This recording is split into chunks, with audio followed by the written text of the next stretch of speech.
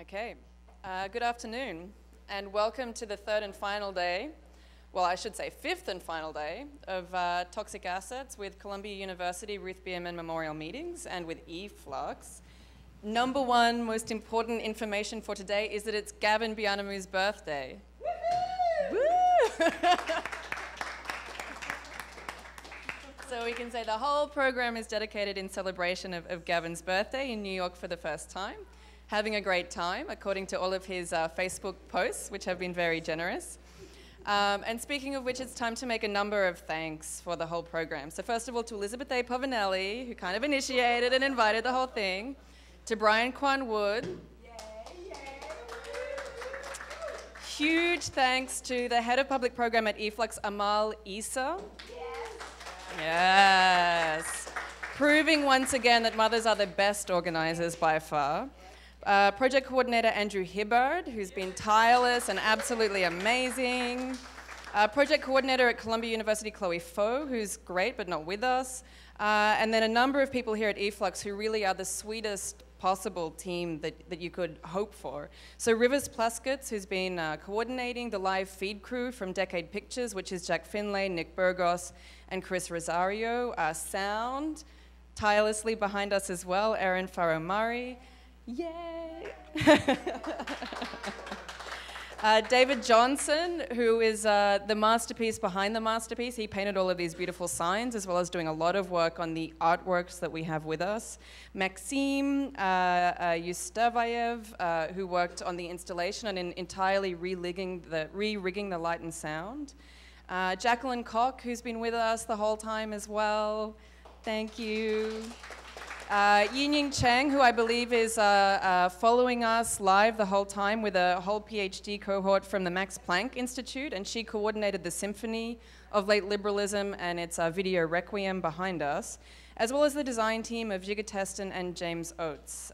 So two more mentions that I'd love to make, which is the mural that has been the setting of the whole conversation, which is an infrastructure of quasi-events by Christian Niampeda.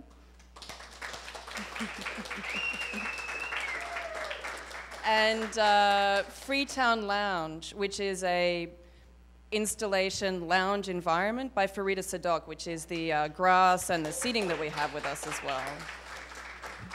So the program has really stepped through over the last days numerous innovations and contestations in liberal and settler grammars of property. So yesterday, the figure of the miner emerged very clearly as a site of duress among those categories, and it's one that we'll continue to see very closely in the film today. Also, the city appeared very powerfully yesterday as a platform for the intensifying tautologies of dispossession. That is, as a place that certain inhabitants may be designated to be in, but not of. Yet another dynamic that will be in the film that we'll view today. So these dramas reach intensification within the hallucinogenic cross currents of geometries of property, propriety, and habitability as they come to a head within a swamp in Australia's top end. So that takes place within the film Windjammeroo, The Stealing Cunts, which is a compelling allegory of the condition of theft set amid the greater backdrop of existential dispossession. So that is where dispossession acts indeed at the level of property, so as in land and its mineral assets, but also at the cosmopolitical dimension of a condition of existence itself. So in fact, we're about to go straight into the film, I think, and Adania will bring you in a little bit later. So we first of all will see the film Windjammeroo. We'll then backtrack in the program a minute to have a contribution by Adania Shibli. And the pointy edge of the wedge today is hosted in the context of Embassy, which is an artwork by Richard Bell that activates the real world political performance of the Aboriginal Tent Embassy, which was established in 1972. So please roll on for the film Windjammeroo. Yeah, Gavin Bianamu, birthday.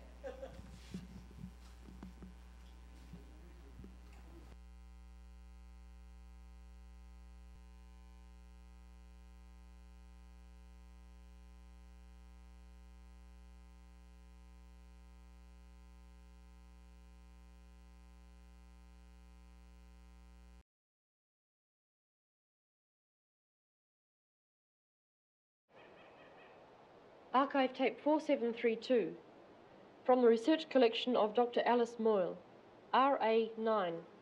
These are recordings made for the ABC in 1948 by Colin Simpson. Australian Walkabout, the ABC's Tuesday night feature program. And tonight, we bring you one of the strangest and most dramatic aspects of life in this wide land of ours, introduced by Colin Simpson, who witnessed and secured recordings of a remarkable ceremony at Delisaville Aboriginal settlement, which is in the Northern Territory near Darwin. You will hear the ceremony introduced with an Aboriginal corroboree rhythm and the didgeridoo. The uncle is moving around, beating himself on the head and sobbing. The husband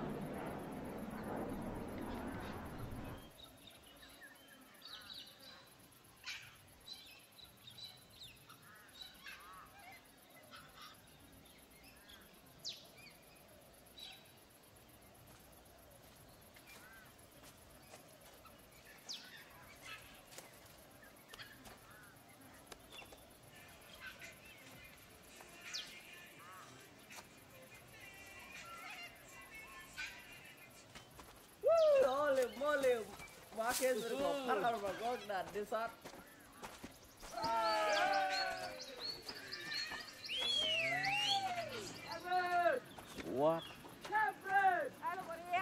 Nobody. Nothing. Can't you look on the bush everywhere?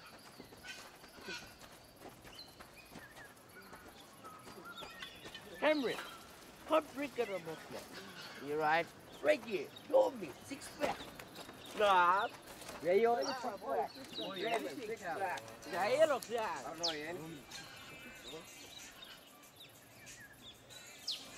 Bartender, someone can ya. Hurry up, you thirsty, Dijak? Where you reckon the beer come from this up? Huh? They must have put it in the ASCII. Nobody will stop stop there. it. Nobody Nobody came Yeah. True. And don't you get sick from drinking that thing? You still bring him Still drinking. You still drink hot beer? Wow. Well, lost problem long way.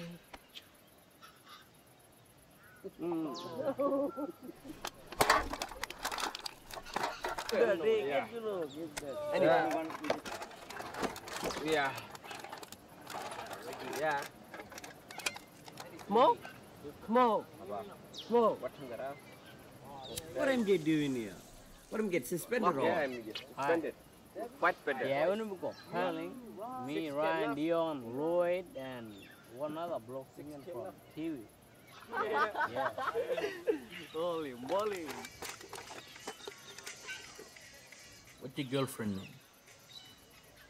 I'm too hard, I can't pronounce that name now. And what about your girlfriend? You got a little mercy on girlfriend. You know, Stuart Park you with me, Sammy? Nah, I haven't been a street park. Come on. Yeah, that was really Rick, MJ, you been get expelled? You're a big man now. Nah, I'm underage. I'm shipped, yeah. Think Can that. wrap it. Yeah. Yeah, Reggie, what for even wet that house? Yeah. What story? I've always watching there now. What you better What or what? too many Yeah. rum or what, Reggie? Huh? I've made dinner. I don't ring my payment bill. Come on. You know, go cool, then it would say. Yeah. August. Well, you 26. get locked up now, Yeah. Hope you get locked up. Hey, you pessimin me, yeah. You're right. Well, every man for themselves, you know.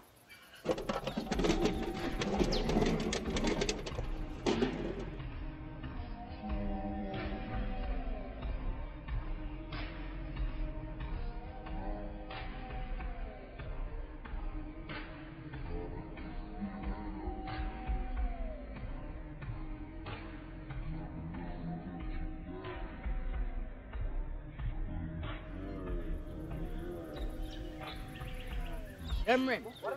Yeah. You better come here. See this? Come here, move. Yeah. Hurry up. See this one here? Cameron. Come here. You've been watching the road all day. Come here. You must be dehydrated. Come on. Sorry, I don't drink freedom of information. You have done to drink your dream in here. Cameron. See this? Cameron.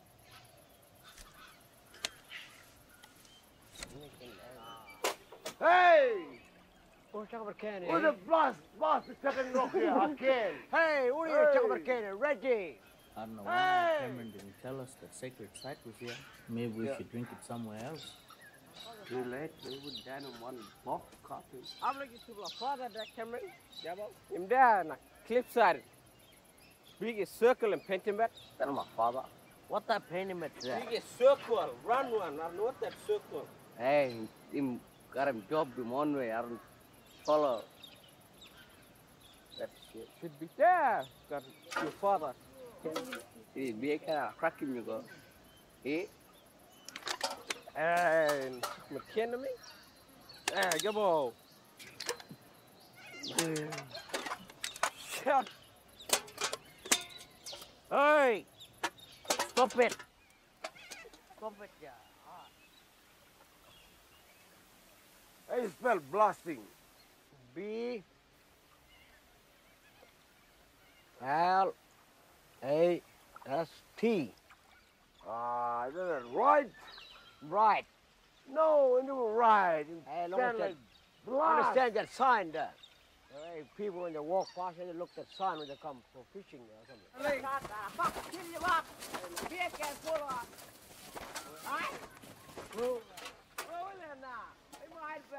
Hey! Oh, shit.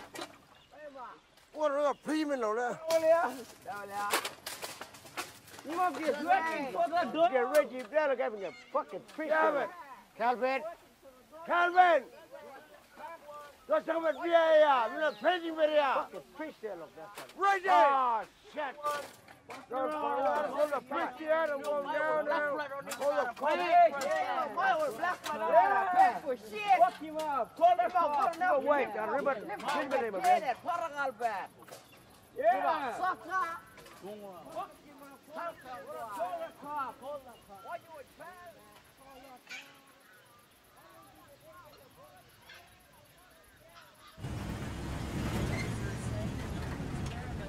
Has almost reached capacity.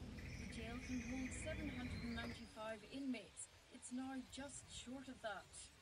Our kitchen services are stretched to the limits, our laundries are stretched to What the you limits. do with that money if you get it? Oh, I gotta try and buy a bloody troop carrier. Fucking I need one. Yeah, I'm gonna try to buy that bloody boat too.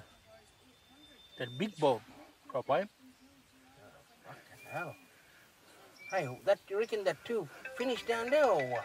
I don't know. Yeah, no, look much at the phone number pad. Hello. Wow, what you been bloody doing now? Oh, fuck, they're gonna fucking bloody thing now.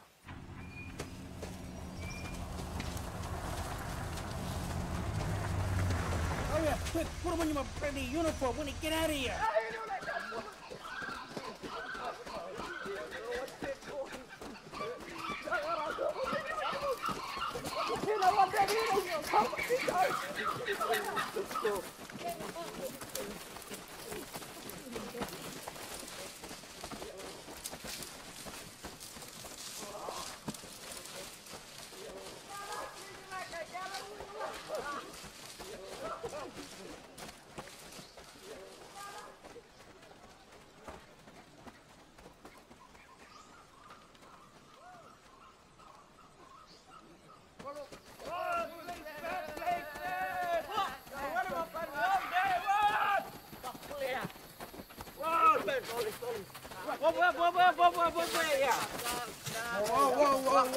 Whoa.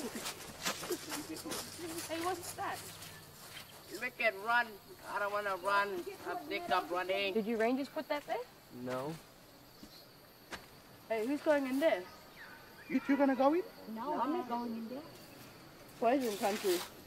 You decided you get the big box, you should go in.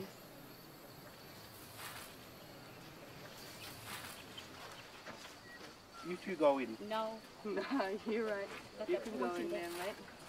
Federation. Don't go too far. I'm taking into the car now. Lock him up. You think it's right? Yes, I think it's right. Don't go more further.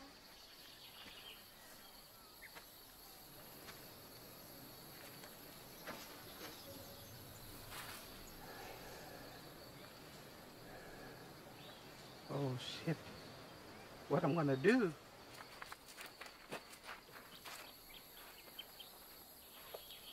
You two will take him back like Murray Canal, meet him at this like swamp. Yep, that's up.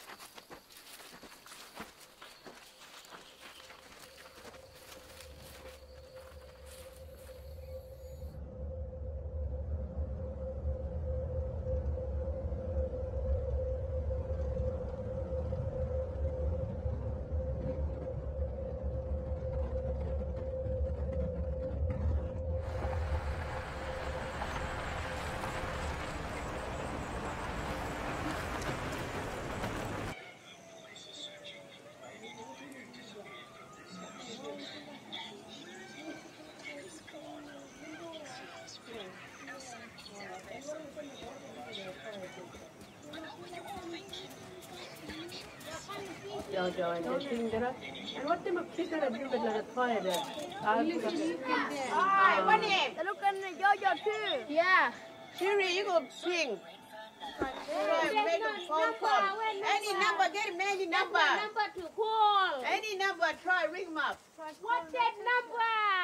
I don't know. Try Natasha.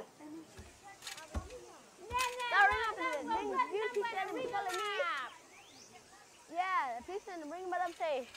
They're looking for camera and thing that Jojo up. Yeah. Well, I try to tell him, Gigi. Gigi, where Jojo? What? Jojo, the office. What they're eating? What's the camera? They're looking for camera and thing that Jojo up. Any number, trust him. Like Natasha will trust him, then my dad. Jojo? Yeah. Right. Run.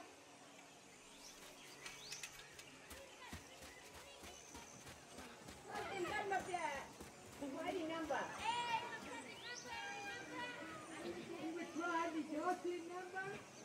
Nothing, mommy.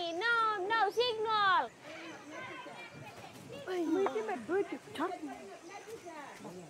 Run the door.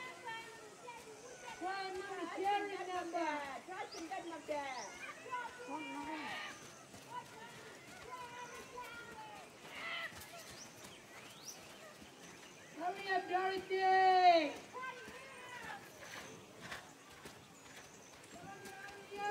People there. Please, ring him up like Cameron here. I thought I was sending him like who's point, but mine is map. What do you mean do that, Cameron? That ring up there like school and the thing, but you must be my boy now. What like Cameron? I don't know what those things. They got what is it? That's that policeman rang and looking for you. I come by. I don't want to have been worried. Come on now.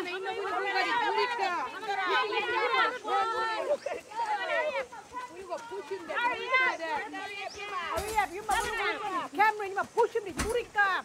Hurry up. Give up. Give up. Hurry up. Push on. Like that.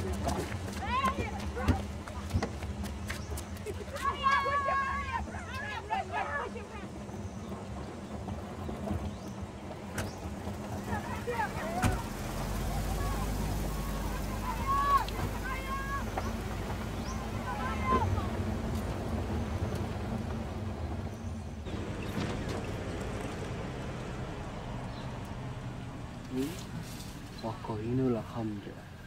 Juga das dia ko. Ayo ayo fuck. Cara apa lagi lu kan?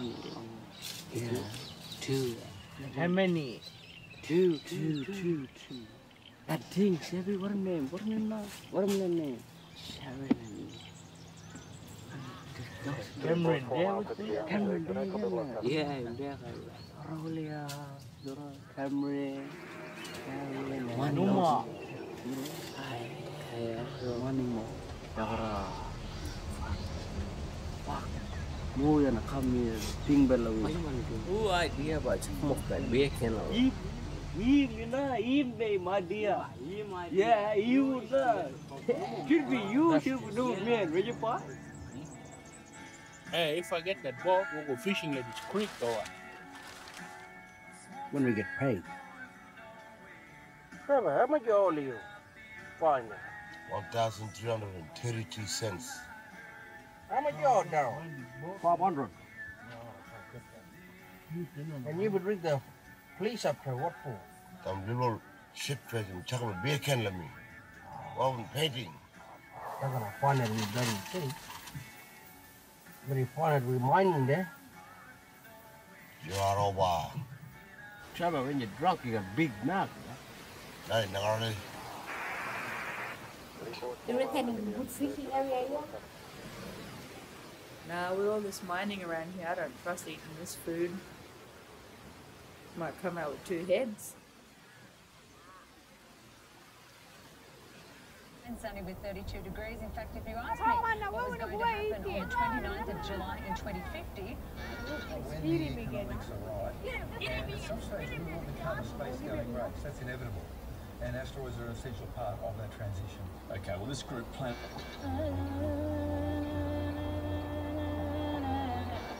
it's not backing down on its decision to restrict visiting hours at Darwin's Berry to weekends only.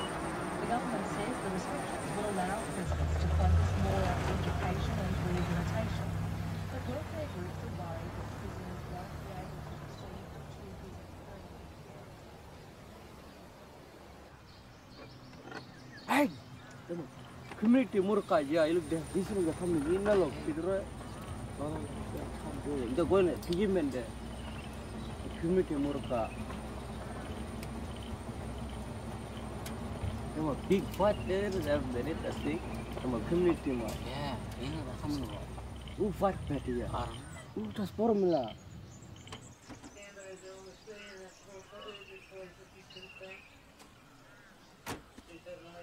Oh, come on, what are we going to sort out now? Same thing, not looking forward to it. Okay, you might be all gonna sort this thing now.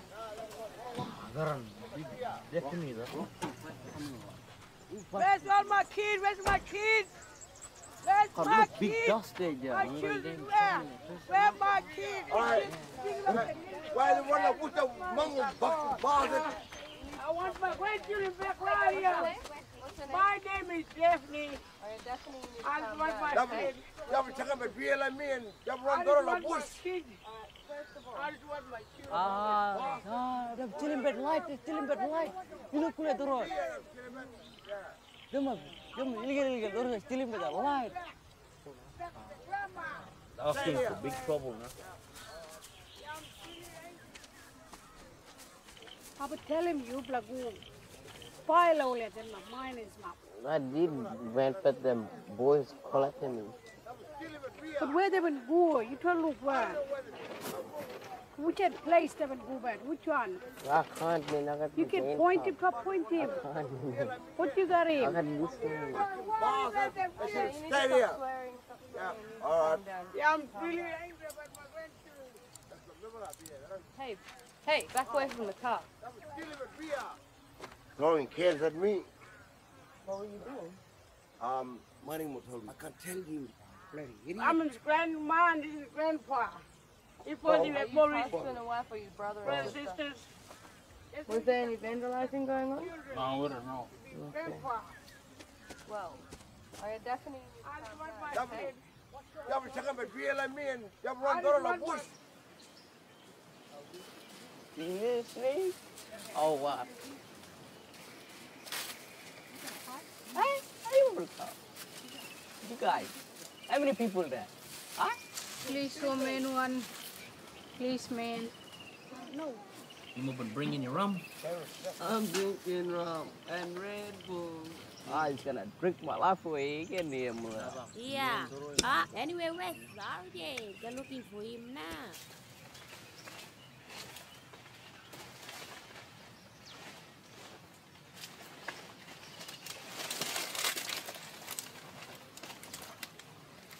Oh.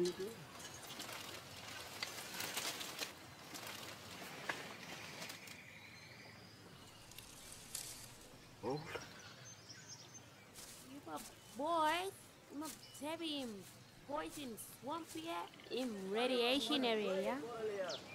He will come for me, look. I'm gonna bring him back. Poison.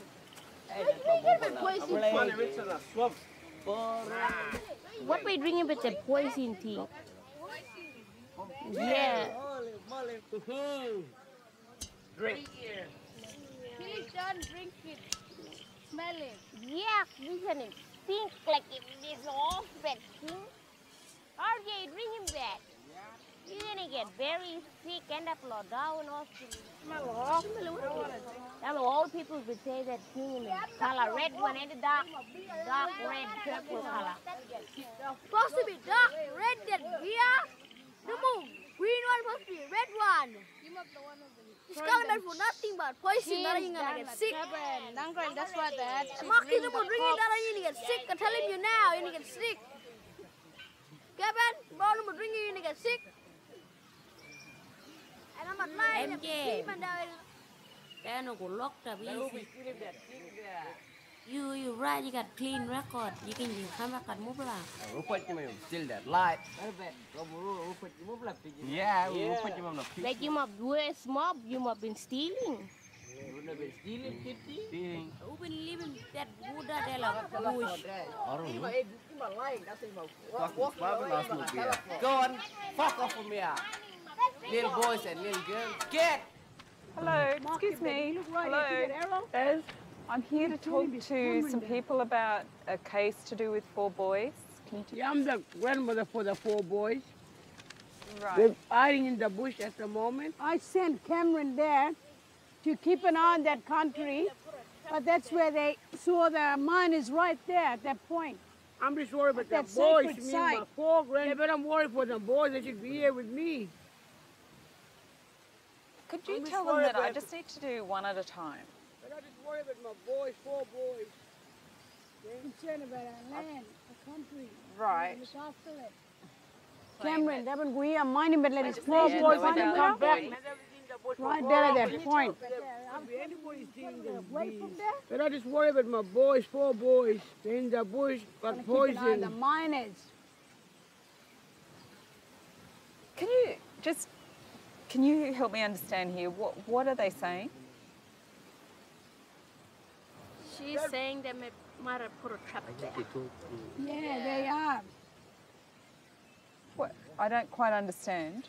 Why would the miners be setting a trap for the boys using beer? I feel like what you're saying is really important, but I need to just do it step by step.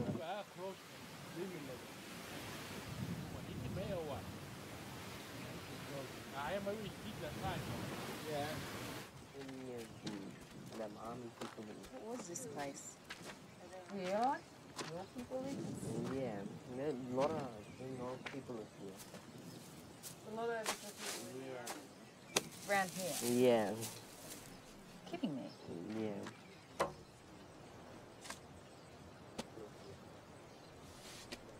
Those people they reckon they're still here. I need the spirit that is walking around here.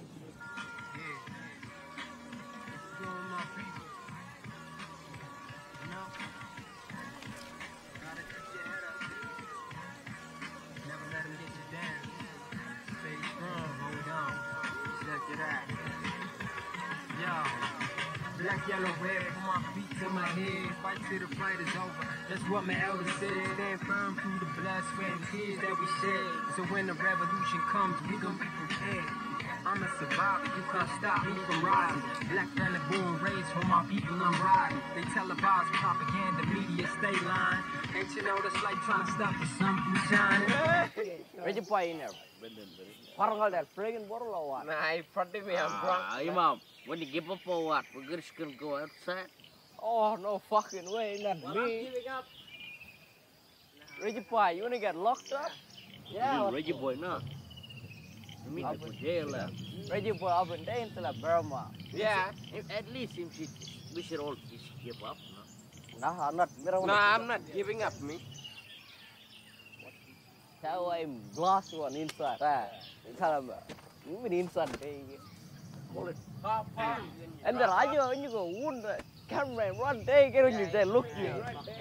You don't want to go to this one that call it fish tank. Fish tank, you know good? Don't ever go there. So go. Show me that thing, what kind of, I will stop that Burma, I'll sketch it up for you. You just throw it up, Wow, I will stop it here first, hello. And then sell that, the doorway, another one sell back this way, and show and pull it. And lime like a little big square one in the middle. I'm going to stop it right there, another sell back this way. And there one, well, me I'll stop at one bed in here, another one there, and the toilet right there, toilet there. And go back this way, one bed there, and that bar, another little room this way, little room there, another bed there, television again. Bit bad, I tell you. Then they leave you like one dark cell if you proper mental but white babe. But like prison officer. And you be get the put you one dark cell yourself never for one whole day then. It's okay, we're safe. Yeah. We're inside the radiation area. Policemen won't come in here. We're safe.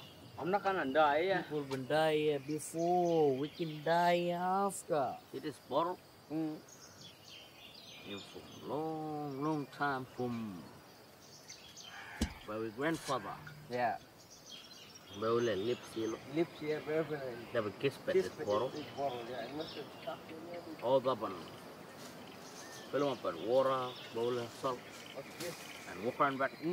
All people everywhere. All of much and it. Tourist people still roam around here. Yeah, give us a sign. Man, we'll answer with them. Policemen outside there, bothering us all day. Yeah. Yeah, larwa. Hey! Really? No, we see the larwa go back. Policemen come up now here.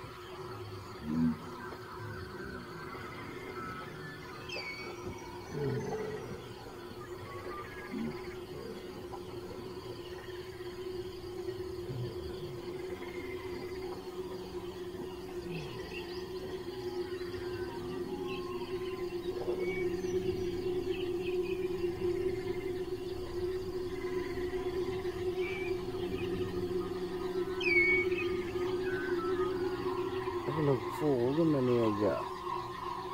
Well, one bed building. All the money is or Nobody there. full main one bed outside there. Full main one bed there. Yeah. You can look, Marco. Get up. The one bed there, go in the house. Get up. Come on, get up. Nobody there. And there I can look. You look there. You must sit up Get up. Why? Let's go. Better than getting worse in the bush, yeah?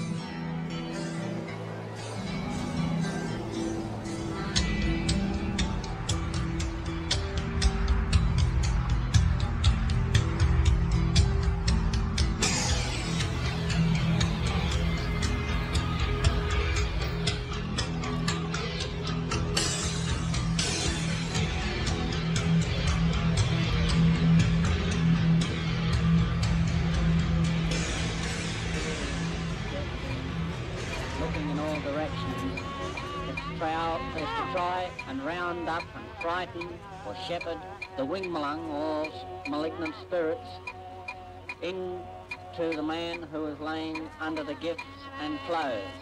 The reason of this is that the spirits or wingmalangs are now aware that it is an old man that they have gone into, and therefore they want to leave him because an old man is of no use to them. The malignant spirits, forced to leave the dead woman's clothes when the clothes were burnt, flew into the gift materials and finding a man in the midst of the gifts transferred themselves to him. But he's an old man, he'll die soon anyway. And they can't get out because they're being kept in the old man by the magic gestures of Mosek. What happened to this place? Only little wave been come, little one. Very big one. Where's the big one? Only little one wave just come.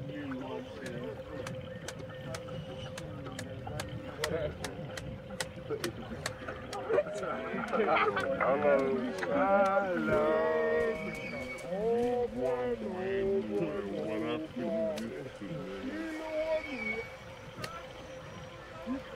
what that wave in the camera yet? Only little one. I'm getting only little one.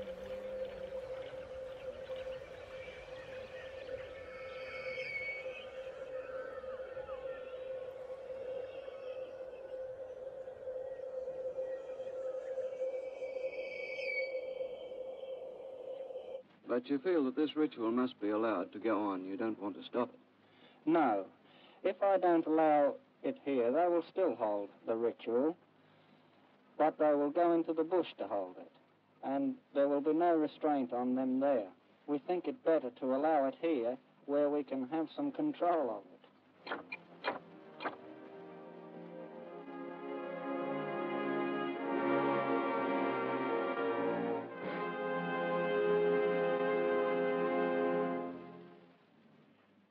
You have been listening to an ABC Australian walkabout feature, Death Right for Motherlung by Colin Simpson.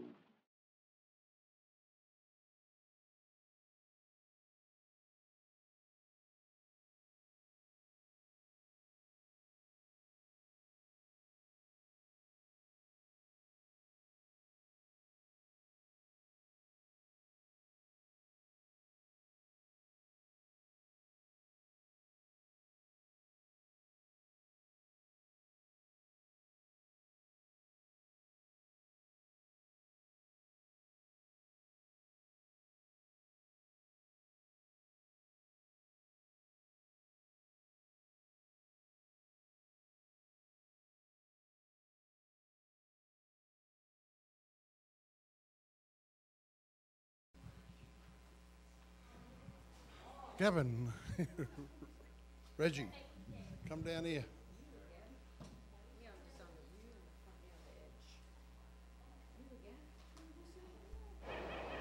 The red chair. Archive tape 4732 from... Go on, you mob.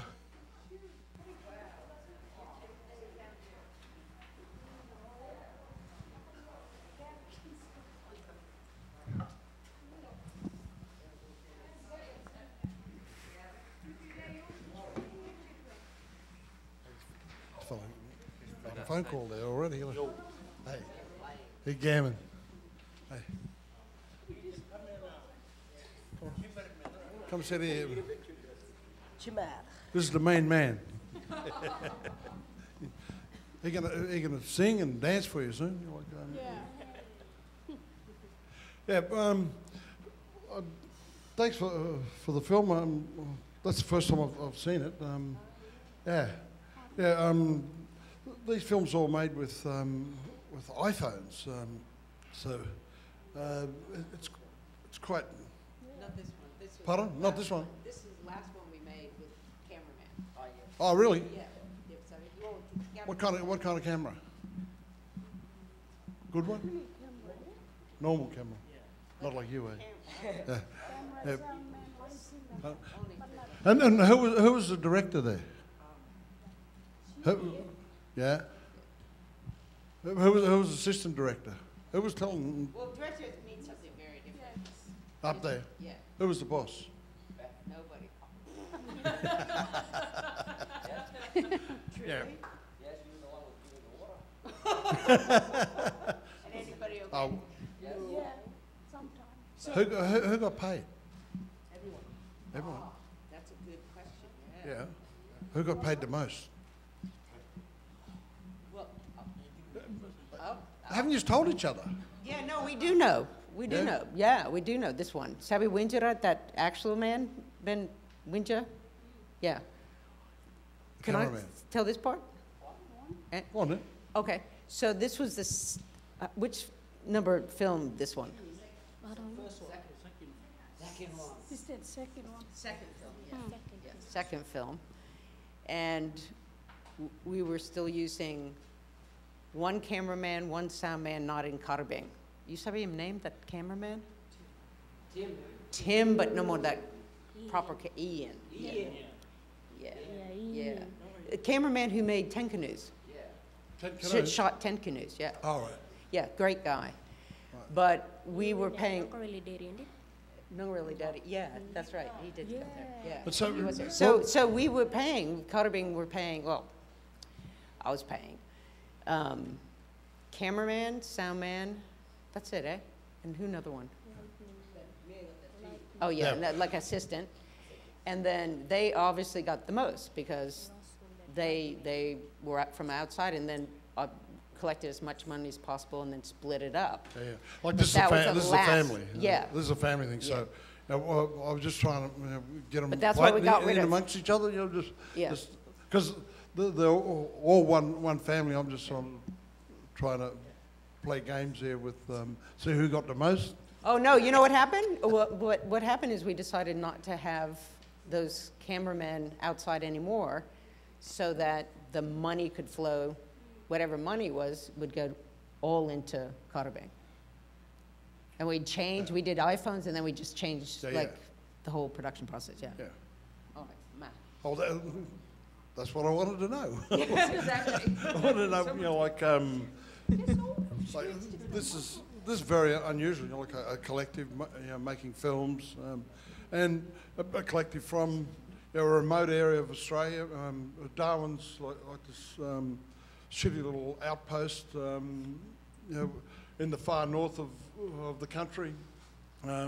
Very unhospitable land for white folks. So they all get up there and they get paid extra money.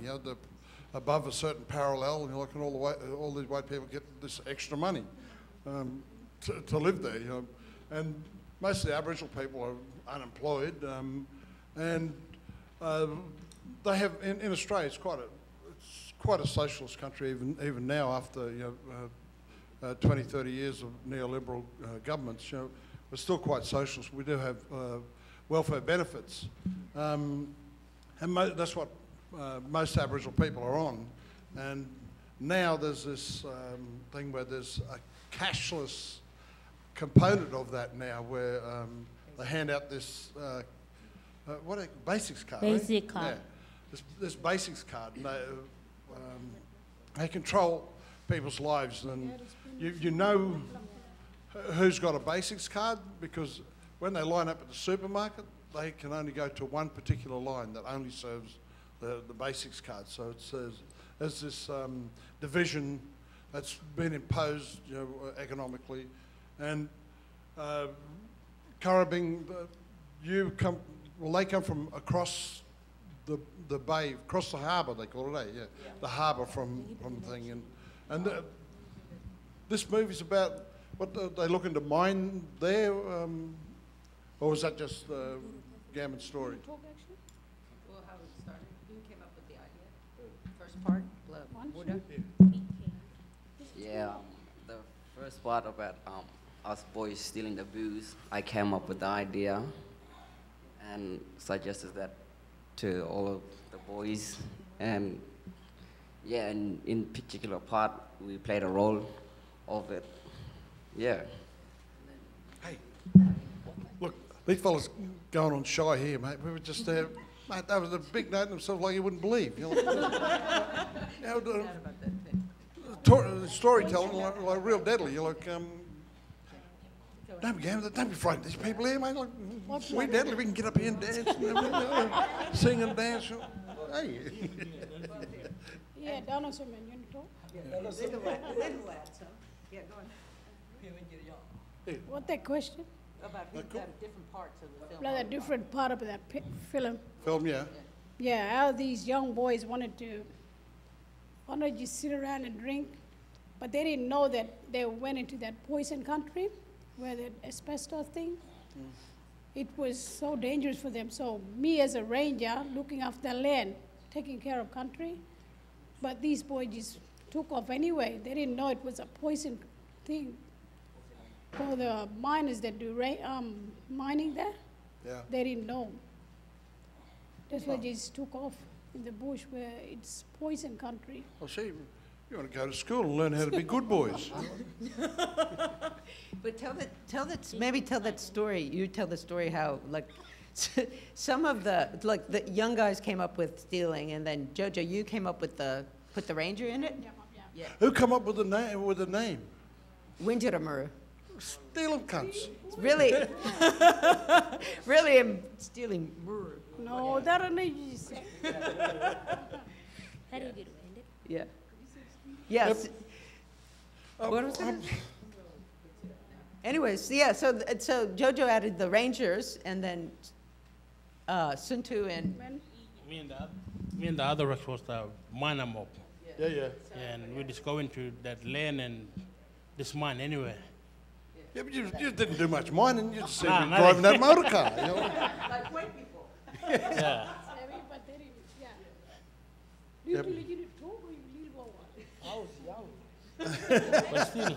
Did you hear that? He said, I was young. Tell them about how we found out that place with poison we didn't know first. Sabi? You said we were in front of the fence. So some places is,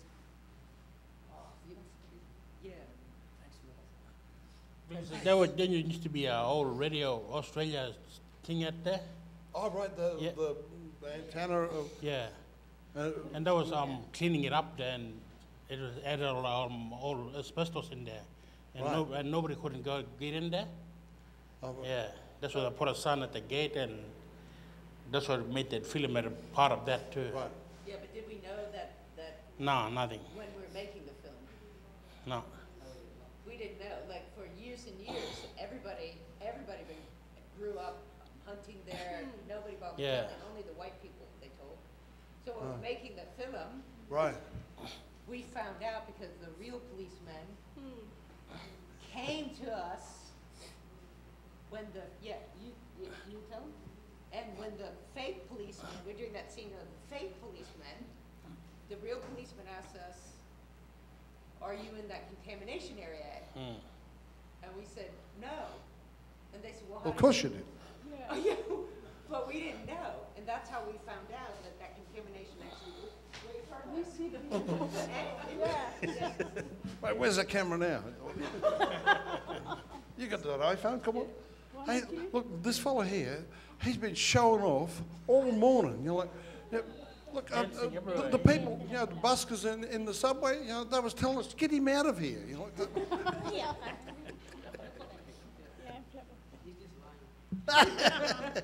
no, I never tell lies. You know, I just stretch the truth a little bit. That's all. Well, actually, when you have run, you have been getting things, from that wine, you have been job. So if that green one poison, you have been drinking it, and you have get all hallucinating now. Yeah. Well, when they was doing that painting, I thought, oh, geez, he's going to be doing, you know, the rock painting, you know, sort of thing. He pulled out this brush and everything. Oh, it can't be that, eh? And he's right, how do you spell blast? I was thinking, oh, fuck, you know. I was sucked right into that, and I was thinking, gee, I wonder what these fellas are doing here. You're like, and then they started throwing cans down there. You're like, I think, whoa, there's going to be some trouble here. What happened there? Did you get him? You was one throwing them cans too. Yeah, I was one of them. One of the members throwing cans at the two money fellas. Yeah, but what was that green drink that you were doing? Victoria. No, that's a green can, but in the flagon, you know. Like, yeah. Yeah. We found it in the mangroves. Yeah. Yeah, mangroves. So, oh. Yeah, we didn't know what it was. It was like old, green, and yeah. Fuck we didn't know it was there for like years and years. For a long time. For a long time, yeah. We just picked it up as we were like walking through the bush. Mangroves. And you have decided to drink Oh, it. man, look. And we decided to drink it. Yeah. So that's what And you have think, and you have think it's a gift from them ancestors and leave them there for you. But Yeah. then again, you On that, get that was, yeah, the hallucinations. That, I noticed none of the girls took a drink there. Yeah? They're just too smart, brother. It's all right. Yeah. Cheeky at Jews. Yeah, well, hey, look here. With the phone. What was the go with the phone? How come you don't? Who are you? Who was you trying to ring? No. Tried calling. So you got reception there? No, not really. See, in this community, I was wondering how come they got phones there? You know, because usually, on the Aboriginal communities, there's no reception there. You know, so. Well, we stay in Bellevue, and there's very bad reception. Reception signal for mobile phone is pretty Even they were difficult closed and bad down, for us but to still you can't get contact reception. people in town and all that. Yeah. But maybe someone without, if you don't want to name their names, like, could you have reception there? Yeah, at the office. Could it be At the office? I don't know. Who works at the office, I Yeah, wonder? exactly. We talk about Yeah, you can. Yeah, just call them ferry. Ferry. What are you telling me? Yeah, Right, that's yeah, it. they do, just blow. What blow ferry? No more blow. Pergo, where boss blow everything, where no more let him that reception go. It's just one of the lady that she works there as a CEO at the council office. She won't let anybody go over there and talk, to get a reception. That's a skinny one. Yeah. She just sort of like a boss to herself. She just like, we all got our jobs. We work. I work at the store doing Wheels on Meals for the old people. And even though when I'm trying to come to this place to take a leave form, but she wouldn't let me do it. So I did it my own. I went to that boss lady in town, and I told her that I want to take a leave for 3 weeks. So which I did. I get a form, sign that form, and just put it on her desk. Good for you. Mm. Yeah. Is she the boss of you, there? Yeah. Not really. Nah, I just stand my ground. It's me. Yeah, no, I stand up. That's good. Yeah. I had the pleasure of having lunch with these fellas uptown there, and I got quite a few of the stories out of it.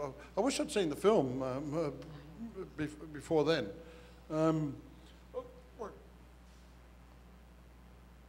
just looking at it, like I lived in Darwin all those years ago. So I was asked, if I'd been in Darwin before, and I said, yeah. I said, yeah, I was there before you were born.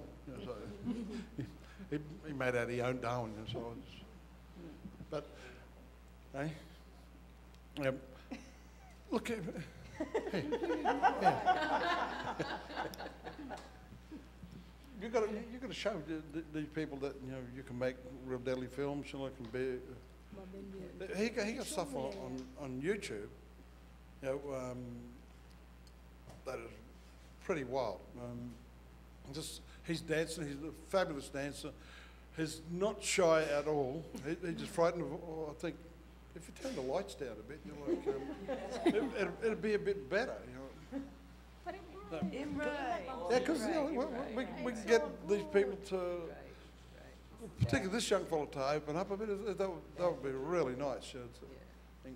Yeah, come on, Gav. Tell us something about that happened during the making of this film, or tell us some stories about your travels and that sort of thing. Like this is an amazing opportunity for people from like this remote area of Australia, with no prospects of getting a regular job, that other citizens of Australia have. And here you all are sitting here in New York City. So just tell us a little bit about some of the journeys. How did it start when we were Where you going? Tell us where you're going. Like how Carabing start when we were What did you say?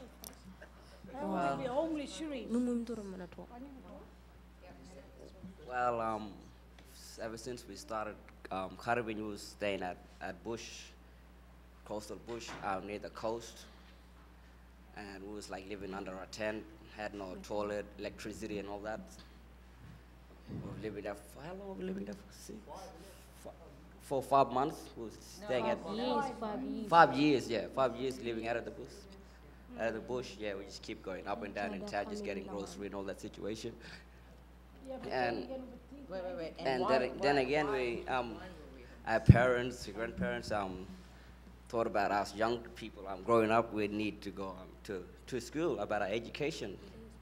So it was a bit of difficult thing growing up as well for us, like seeing things, going through our life, seeing through things through our family's eyes, especially our parents, what they was going through. And then it's like totally affected us as well, our young kids, as we were growing up. And that totally make it really difficult and hard for us. And then again, what else? Would be homeless, overcrowding. Yeah, it was ever since my stepmom got a house in Darwin and Palmerston, and we were overcrowded in houses because we had 3-bedroom house, and I was 20 or 30 people was living in that house as well, and we had 1 bathroom, 1 toilet, and all that. And ever Just since to make our kids go to school to get an education. We didn't just want to stay out bush. We wanted to think for our kids to get an education first. But we didn't just stop. We just keep on telling them, you got to go to school, do the right thing, get an education. So where are these young ones? They're here now, in front of us. And that's what we've been keeping. Although ever since we every holiday time we were came back from college and college, we always go back to our country and go off, live off the land, and always hunt fresh food, fresh meat, and all that. And then we come up with the idea why don't we make a film about our lifestyle, how we was living. And so we did. Then we came up with the name Caribing. Means low tide turning. That's what it means. And we didn't know that we would get this far, Yeah, we didn't know to get this far. Yeah. Congratulations, like that's you know, like a wonderful story. You know, coming from that, you know, like this just circumstances, the results of colonisation, really. You know, like, and even though there's been legal challenges made by Aboriginal people, and there's been legislation for Aboriginal land rights in the Northern Territory, and also native title for the rest of the country. Those things, like under that, there's still oppression arising out of that. There's the people who, if you're not the traditional owners, you miss out. So these too many of our people fall through the cracks, and you know, even under our own devices. So. Can I ask a question to everybody? Because on this topic, Richard, because maybe, Gabba, you brought up the Karabing, what it means, like, you know, that tide. Yeah. And I'm thinking maybe we could talk about it, how that Karabing connects families with that tide, and the way that Paraguay divided in land rights. That, yeah. No, anybody. Like we all connected family by dreamings too. Shiri and Gavin along the coast, they dreaming it's like a big, like our sea monster. It's a whale, killer whale or something like that. Sea surface. And Ethan playing dreaming him like shovel no shark. And Rex, it's a greenback sea turtle. And me just a long yam. Bullshit. Yeah. But you. Okay, so Karabing is all about the connecting of the families. Yeah, and where Richard brought up the way in which white people use, I might as well, white people use land rights. Yeah, yeah. What do you? Because we've talked about this a lot, like how land rights, rather than connecting people, do something else. Oh, bah. No more. What did I say? Like the dividing part, like it just cuts through communities and cuts through these connections across families, and it's a, you know, it's a brilliant strategy if you're white and you want to dispossess people. Yeah. It's destructive. Like they didn't give us these things, you know, like to make our lives better. Yeah. You know, they gave us these things so that they could control us better. So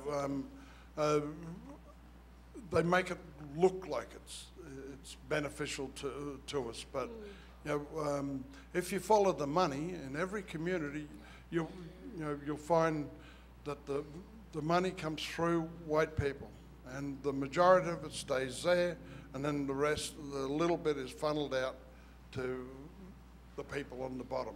It's a bit like capitalism, you know. Like, so. Yeah. And the trickle down, you know, because just as effective in our communities as others. But well, what happens in our communities is that we don't have anywhere near the funding that a local town, like what's that big town over Wadair? You know, it's like 3,000 people. You know, they don't even have any police. You grew up over there. Yeah. Oh, right.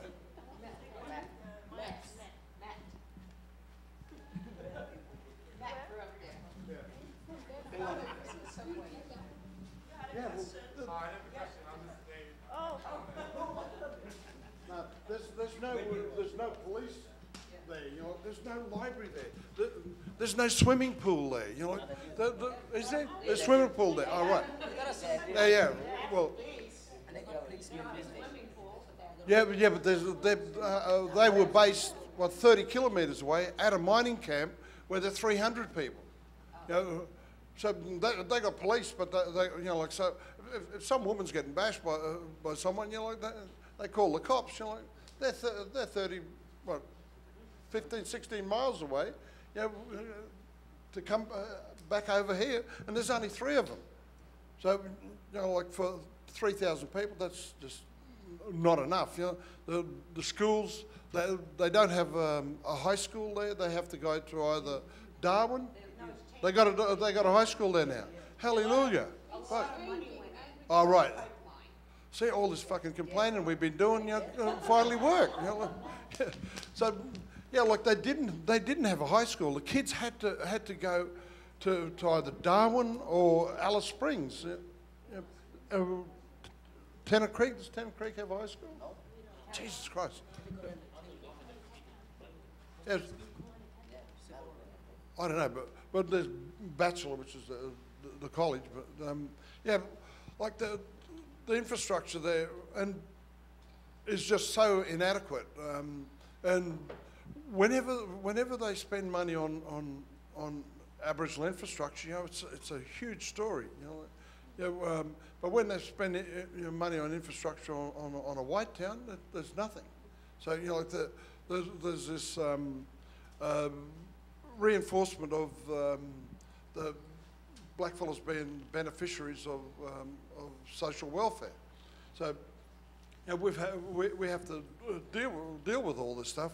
There's no such thing as sovereignty has never been on the table in Australia. There was never any treaties signed, and it was a deliberate policy by the British where they asserted that Australia was terra nullius, which is Latin for empty land. So but obviously it wasn't empty. We were there. And we're still suffering from that today. And our problems are always put down, in a racial matter. These things have been turned into a racial problem, when actually what we have is a real estate problem. So, and that's what the argument is. They ruin our assertions of ownership, by conflating it with race. And so all of a sudden it becomes all emotional. And all the poor white people get really fucking hurt. And because they have the votes, we get nothing from the politicians. And there's this charade that's played out year in, year out, where they pretend that they're doing all this stuff for us. 2/3 of the budget goes towards administration. Like when John Howard put in 2006, I think, or 2005, he promised $2.8 billion for housing in the Northern Territory, right? And 18 months later, 2/3 of the money had been spent and not a single house had been built. You can talk about that. Yeah. So there's this stuff on the ground. I'm told this by black fellows.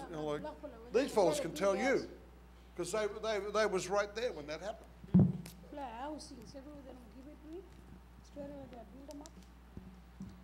Yeah, I'll just ask questions back and forth. Okay, so 2007, that intervention become, yeah.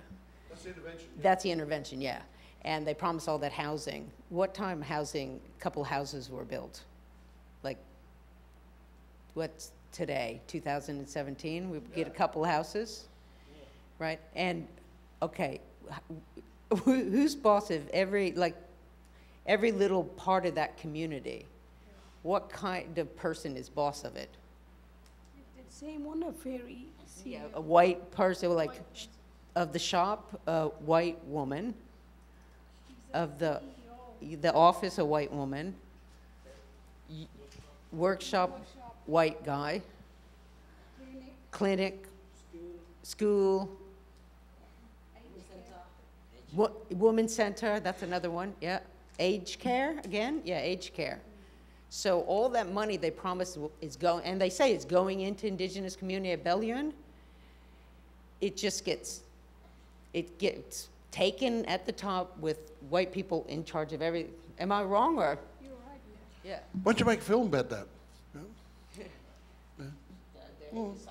Yeah. Want to make a film about that? Yeah. No, well, look, maybe someone could, no more, someone can, no, just an easy one. Like, yeah, they can make a film about it. They can make a film about it. Can I be in your next film? Can I want to play the white boss. You know? I'll play the white boss. I'm Jack the, what am I? Jack the racist in Wuthor. But what happens is they threaten. I can do whiteface. Hey, me, I'm more sharp, one nose. Yeah. But, you know, like, no one blackfellow because they see me dancing. But, you know, the people in charge, then, like, you make a film about them, you know, small, and they will sack people. They have complete, they just do whatever they want. So one of the members was supposed to be here today, was threatened by the CEO and was told, if you go, I will sack you. And you won't have a job to come back to. Yeah. Yeah.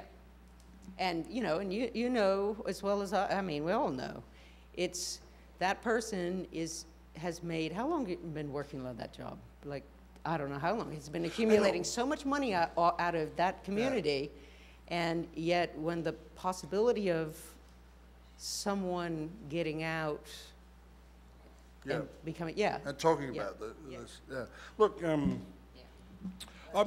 know how this all works. You know, an Aboriginal community in far northern Australia is no different to an Aboriginal community in a inner city and any of those things. We've got exactly the same problems, the same health statistics come out, the same prison statistics hang out. I think that the only difference is that up in those remote areas is that everything is so much more expensive, and yet they get the same amount of dole as what we get down south. You know, like if the government decides that they're going to spend money in a community that builds houses, it's going to build houses for the community, you can bet that the person who's working at that thing, that one of their relatives is going to supply all the timber, that another one of her relatives or friends, or their husband's friends or their wife's friend is going to be providing the electrical stuff. So, and another one of them is going to be doing their plumbing and all this sort of shit. This is how they do it, So, and none of this thing, it's so hard for our kids to take the education path through. Now that they've tried to stop the English as a second language thing, because, well, all our guests here speak, 3, 4 languages? And English is not their first language, so. Just two? Yeah, mate, I've got 4 different languages, but I can't speak any of them.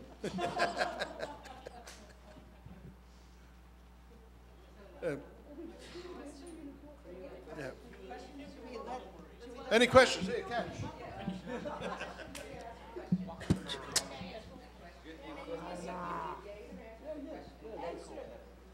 What did I say? Hi. In this film, in the hallucination section, there were a fair amount of editing decisions, a fair amount of video effects made, and then this also persists in the newer film that was showed at Union Docks. So just a question as to how those decisions were made within the collective. Yeah. The questions. What? And you can, yeah, that's fine. And then Gavin can add to this too. No more. You got a good critique, you, Sabi? Yeah. So we shoot now. We shoot on iPhones, and like nobody wants to be editor yet. I find editing wonderful, but Gavin has got a really good eye, but so far the editing part is still sitting on my, so we start editing and then we show it. What do we think about it? Re-edit it, show it, think about it. Yeah. And then sometimes Gavin says, I don't like that dog. Yeah, sometimes that's an accident. So, and then the color effect, we work with Begonia. Yeah. Oh, where are you? There you are. There, that old woman there. And she's been working on our films since this one, and we're up to, like, Union Docks is number, I don't know, 4 or 5? 5, yeah, 5.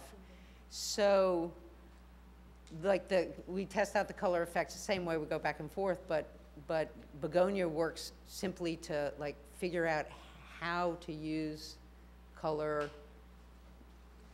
to get the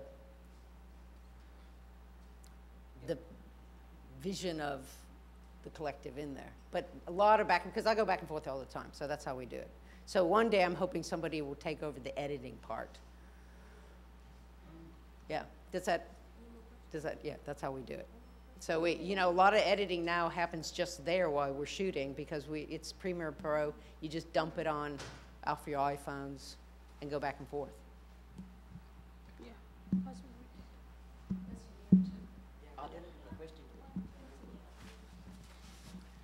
Thanks.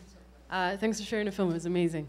I had a question about how you come up with the stories. You said you were, part of the process of the narrative is to talk about it, and I was wondering if you use any like theater or any specific techniques or ways, or if you just sort of sit down and talk about it, and that's how it happens. Well, before we do our films, we just sit around like this. How we sitting down, have a big talk about it. See who get the role first, and talk with particular part of it during the first shooting. All of us come up with different kind of ideas. We don't have any paper or anything like that. We just come up with it in our head and just go with the flow. Yeah, just say that as we doing when we're shooting a film. So are you shooting as you're making up the narrative, or do you sit down and do the narrative first? You write no, it we down don't first? sit down and we sit down and talk about it, but then after that we just shoot it and say it and talk about it at the same time when we're shooting it. Yeah, it's more easier. I told you it was revolutionary.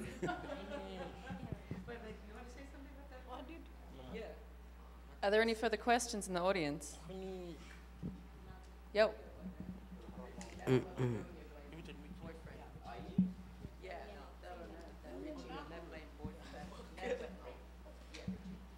Can you guys, Beth, can you just talk about how you came, I don't know how long ago it was, but... Sorry. But when you guys met, can you just talk a little bit about how you met the collective, Beth? What's that question again? Just, if you can explain how you guys all met with Beth and with the collective and kind of how that came to be. I known Beth for a long time. When I was about 10 years old, she came to Bellevue, to our community. She was there when she was doing, she was an anthropologist then. I've never been an anthropologist. What you been be? Philosopher. Yeah. How she sits around with the old people, like old ladies. She sit around. And one of my mom and that my mom's sister, they were sitting around talking. They said, oh, this is going to be our daughter. We're going to adopt her. They said that to her. So that's how we met her. And she's like my sister now. That's how we met. Yeah, I should say that I was a philosopher, and your parents were involved in that big land claim. Yeah, and by law, a lot of people know this here, but by law, indigenous people can't represent themselves. They can't just go and, say we're the traditional owners. fucking our land. Instead, by law, they have to be represented by a lawyer and an anthropologist. So her mom, mom's sister, that old man Kuma, Blaine, they said, you know, and I grew up in the scrub in Louisiana, so I really totally fine in the heat, and I like hunting and all that. And so they said, would you come back and be our lawyer for this thing? And I said, no, I don't want to be a lawyer. And then they said, what about anthropologist? Yeah, yeah, yeah. Yeah, that's true. That's the legal methodology with dealing with Aboriginal land claims. You know, like there has to be an anthropologist. You know, like somebody asked one of my friends. You know, said, you know, how do you feel today? He said, you know, wait till I ask my anthropologist.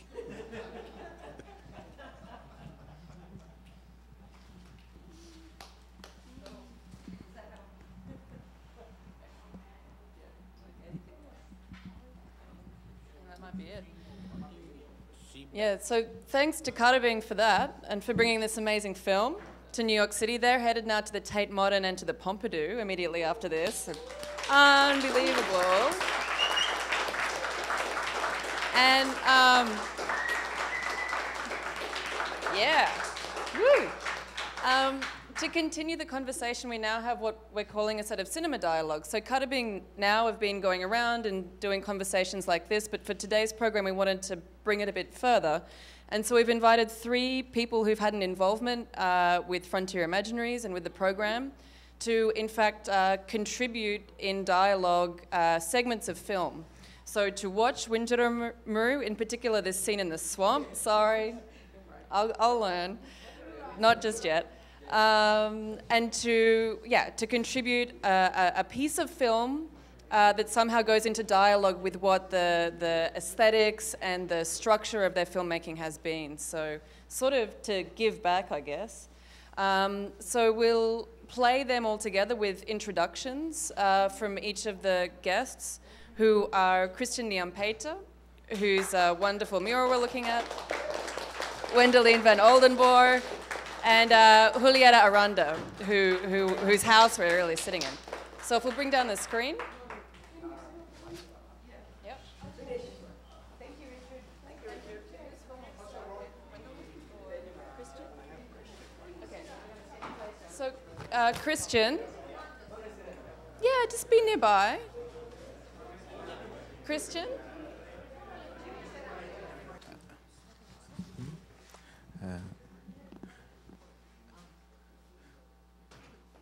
So, hello, my name is Christian Nyampeta, and it's a great honor and privilege to be here, and it's certainly a lot of pressure to respond in any form, let alone cinematically, following Katabing's film, which I saw.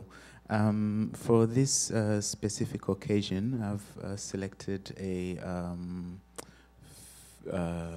work, a recent film or video, which I had the pleasure to make. And it's a film about a writer who is working at a time when the use of words is restricted by copyright. And the writer is attempting to write, I guess, a novella about a group of students who are in a boarding school, and they form the athletic team, and yet they are too tired to sport. So then I feel that the film, although it's very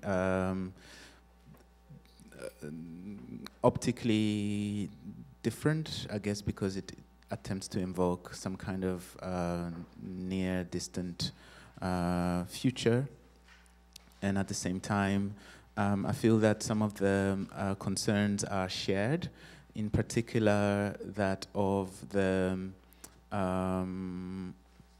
of a certain kind of refuge which is not entirely hospitable. So if we remember the scene in which the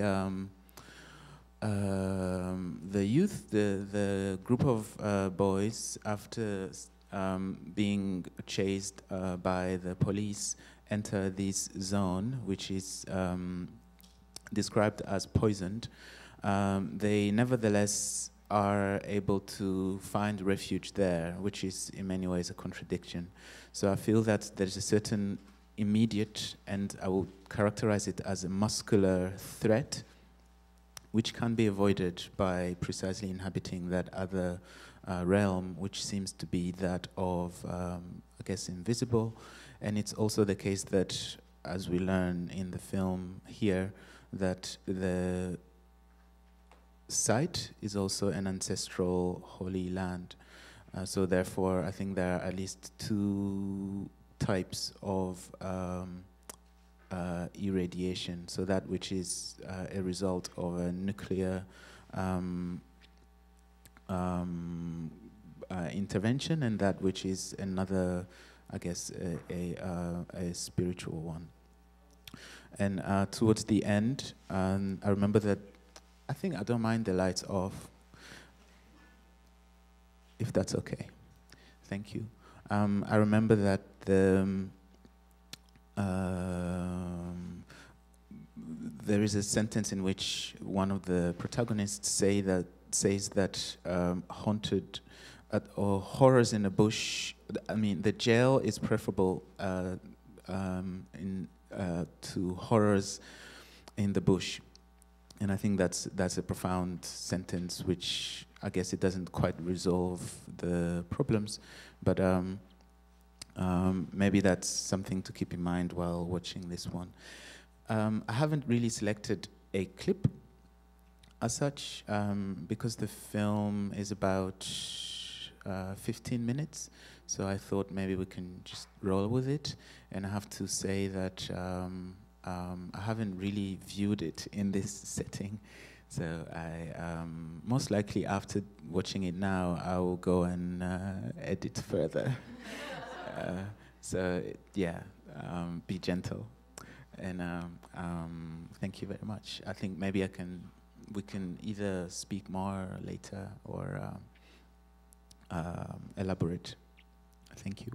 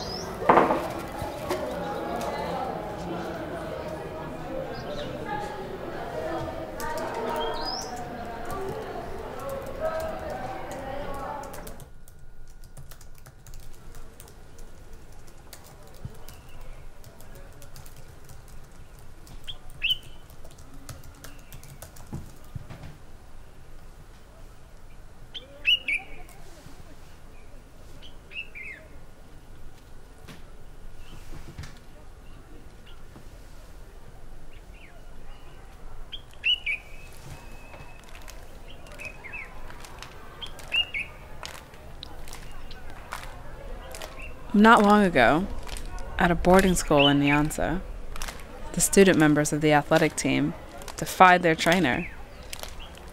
Their resistance led the entire school into disarray. Ultimately, the neighboring communities were drawn into the search for a solution for the spreading disorder. For months, many months, the athletes woke up much earlier than the other students and joined their trainer for their exercises. Only after this daily rehearsal were the athletes allowed to resume their studies. But as time passed, the team became so strained. They failed to keep up with their sports activity alongside with their schooling. The athletes were the elites, and belonging to their team was coveted. Only a few students succeeded in becoming athletes. The athletes traveled far and wide to represent their school in regional and national competitions.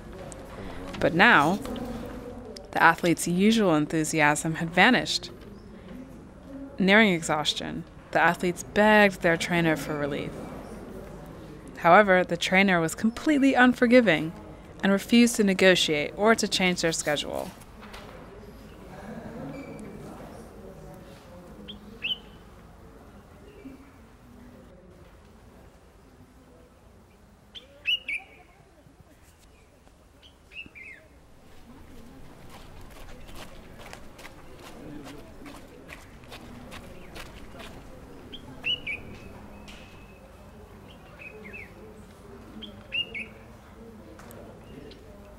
The athletes even kind of lost sight as to why they were practicing in the first place, as if their movements ceased to matter.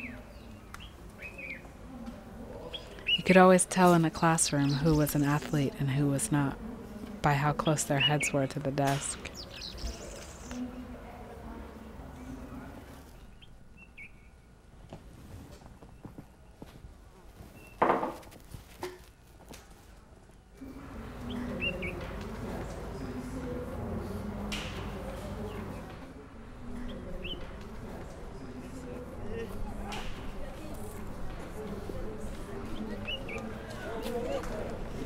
It was hard for the athletes not to just think about sleeping when their beds were so close by.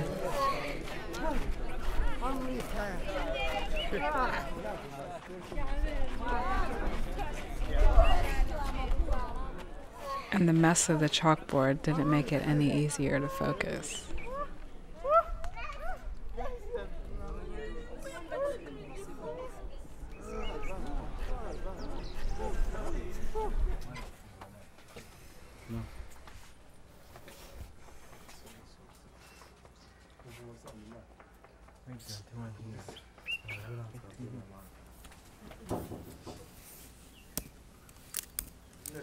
Yeah, let's see this. I'm coming.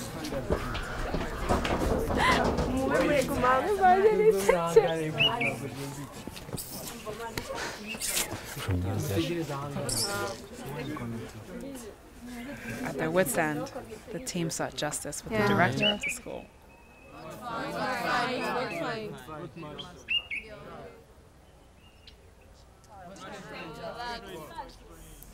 The director listened to their struggle, heard what the athletes had to say,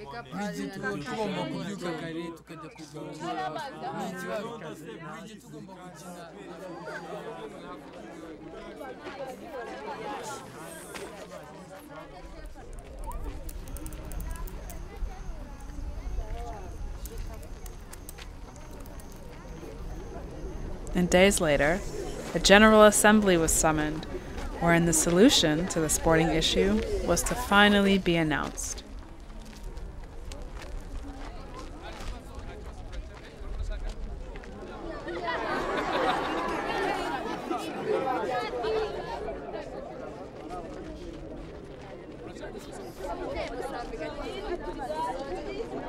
The director decided that the sporting by selection was indeed unjust. However, instead, it was decreed that from now on, the entire school should wake up at dawn and rehearse with the whole team.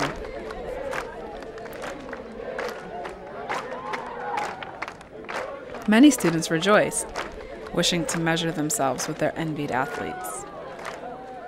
So, the sporting was no longer reserved for the few, nor was it contained in one single time of day.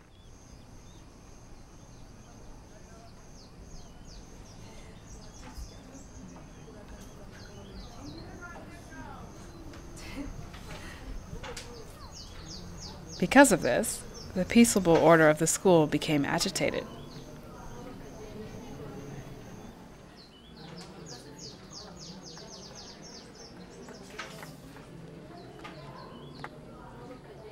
But soon, the excitement wore off, and the students reproached their athletes for having infected the entire school with their ills.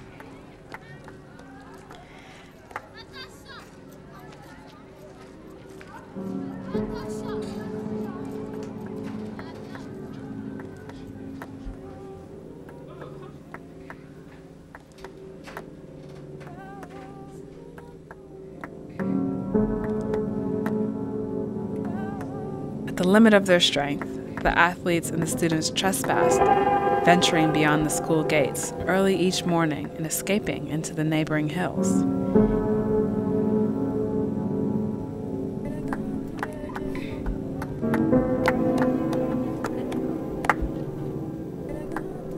Each time they reached a village, the athletes would sing with each other.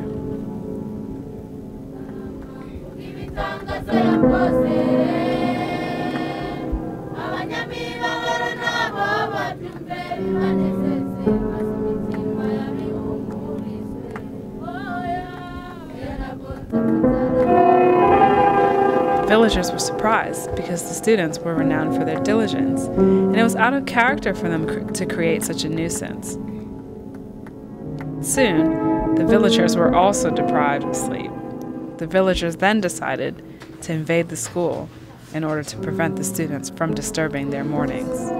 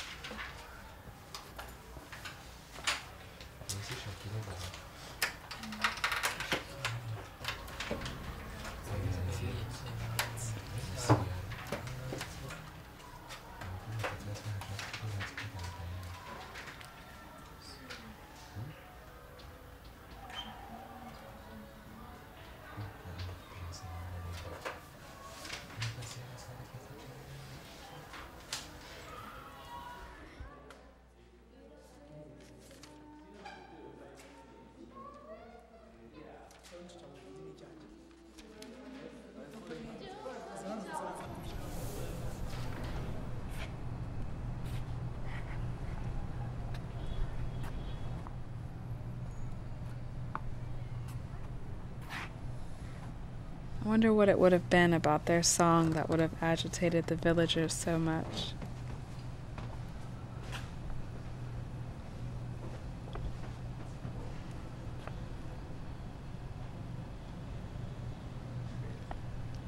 What happens after the invasion?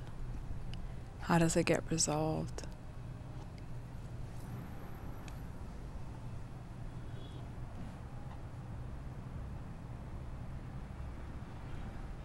And I guess more importantly, how is the invasion represented? How are others told about what happened?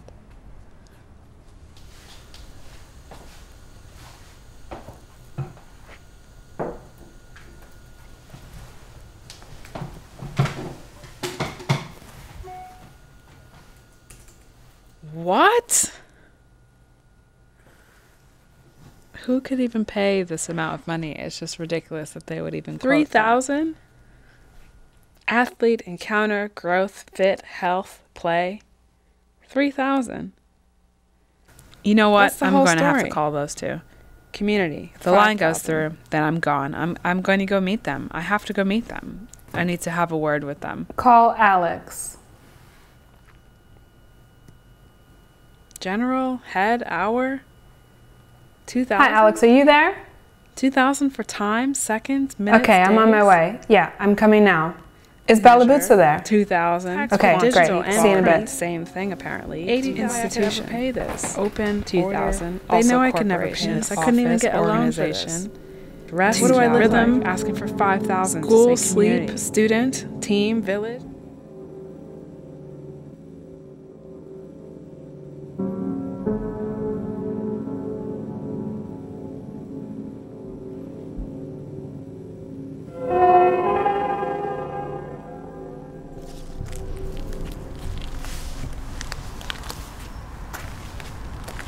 La pratique, c'est l'autre de l'idée.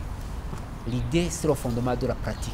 Il n'y a pas une pratique qui ne suit pas une idée, qui ne suit pas une intuition. Hi, Alex. Il n'y a pas non Hi, plus Bobby. Merci beaucoup aussi pour votre aimable visite.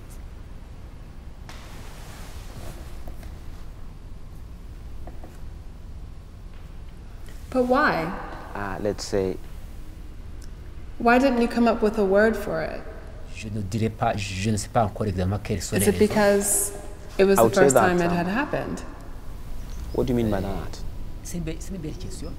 C'est une belle question. C'est une question And well, constamment what am I supposed to posée. do now? Mais la question telle qu'elle est posée, peut-être est issue d'une différenciation entre théorie et pratique.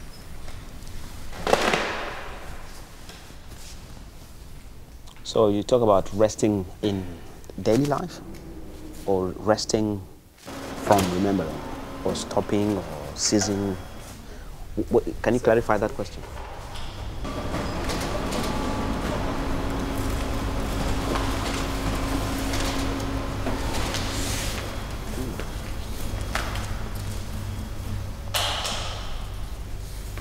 No. It has. I don't see. No. I don't see any English etymology behind it. I rather see how it emerged from Greek.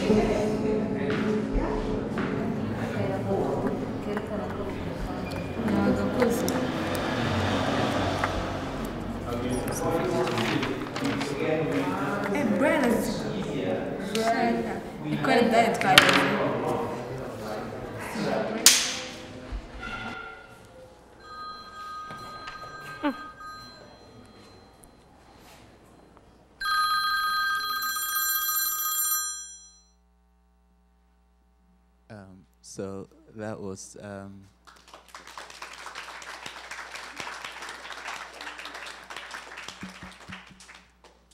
yeah. So that was the film is called Words After the World, and I suppose maybe I should just say quickly a few words about how the film came about and the certain intersections between this and the stealing cons.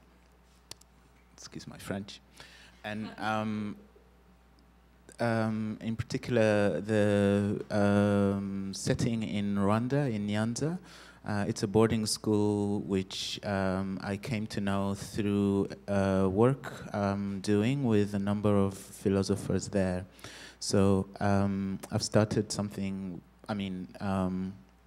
through many encounters and initiative, we've been working on something we called the Nyanza Working Group, which contributes to a larger network concerned with mapping the histories of art education in each and every locality of the members. And in this case, this film was one of the first activities we did, both as a way of, I guess, setting up some kind of framework of a practice, but also as a way of translating some of the concerns. And so the film was made through a number of workshops, or maybe working sessions, which included arriving at a collective script, really, which was indeed about a group of students who are too tired to sport. What is it that happens, and what does this say about the specific context in which they work, but also the historical context of Rwanda itself. And the other film, so I guess so that was in 2015. So I guess there are a few years in between, where the writer who is working out what or how to transmit this specific story, and then is burdened by the inability to use these words. Her resolution is to, I guess, put herself into some kind of dialogue or conversation with two late philosophers from Rwanda. And that's in a way an interesting problem, because one of them is considered to be he's considered one of the first to be published in our era, I mean in modern times, south of the Sahara. And yet that his specific text is not yet translated. So what I've done, or what we've been doing in the working group, is to attempt to make at least a number of extracts available in English for our own purposes, because we don't necessarily consider English as the end point of knowledge, but it might enable a wider discussion within the specific context we live. Because, of course, what is interesting about it is that Rwanda shifted from Francophone to Anglophone, so that there are all kinds of reasons to insist on, I guess, a practice of translation. So, but then a point of intersection again with Caribbean, particularly in relation to ancestorship or specific historic legacies in which one could otherwise find refuge, but actually doesn't necessarily offer much, at least not on a longer time scale, is the fact that these two philosophers actually just have become some kind of extremely delusional, I guess, Alexa or so. And interestingly, one of the philosophers is called Alexis, but it has nothing to do with each other. It's more the fact that their knowledge is now also a kind of call and response, but that doesn't render itself any longer. So their wisdom doesn't necessarily offer much sense. Anyway, maybe I should stay there for the time being.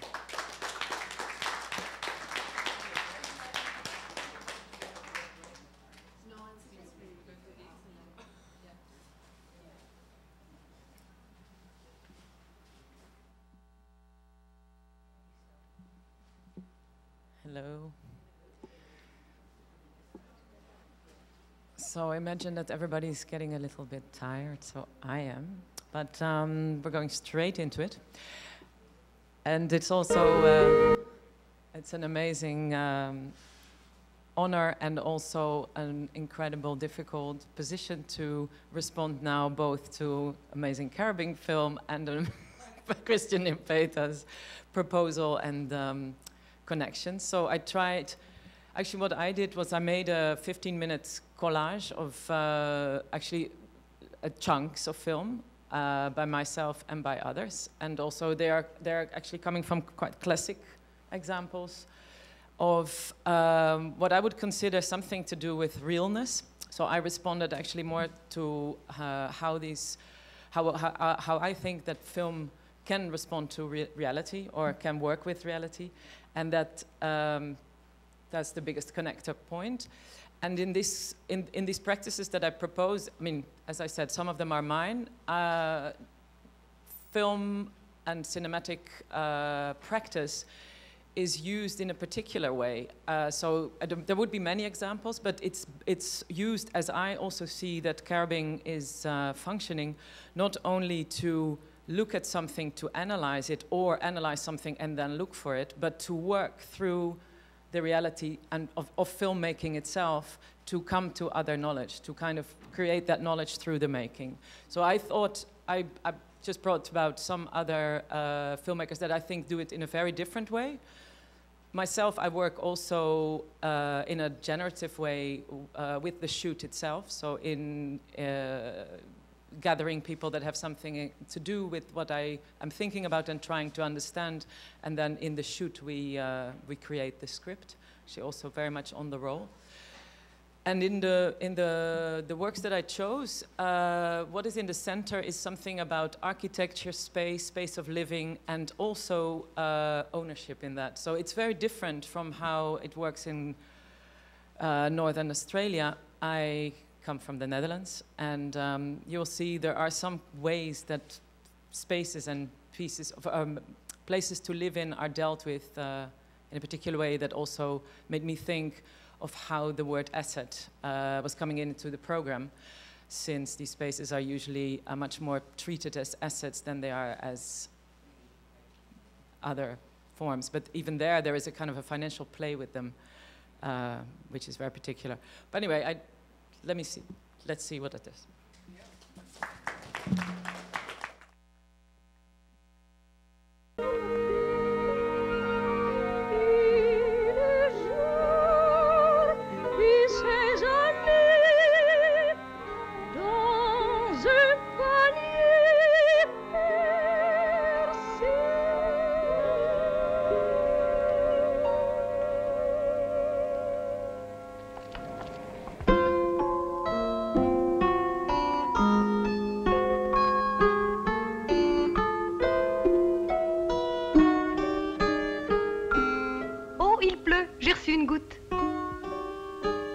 Le voyage est très court de Paris.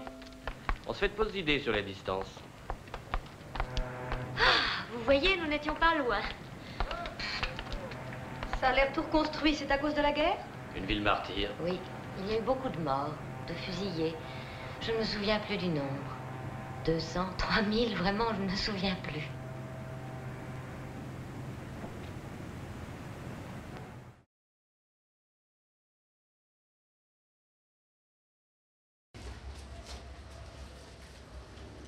Você entendeu o que eu estava te contando?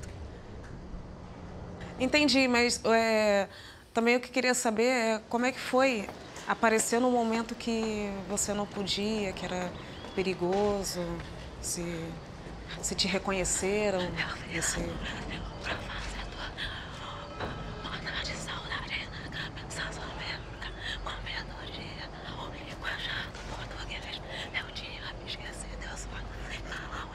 E então era uma contradição doida, porque o meu personagem na novela foi crescendo, foi ficando maravilhoso, todo mundo apaixonado por mim. Então você imagina a loucura desta pessoa, Beth, porque eu estava na tela, na casa de todo mundo, e ao mesmo tempo eu fazia uma luta contra o governo. Política. Política.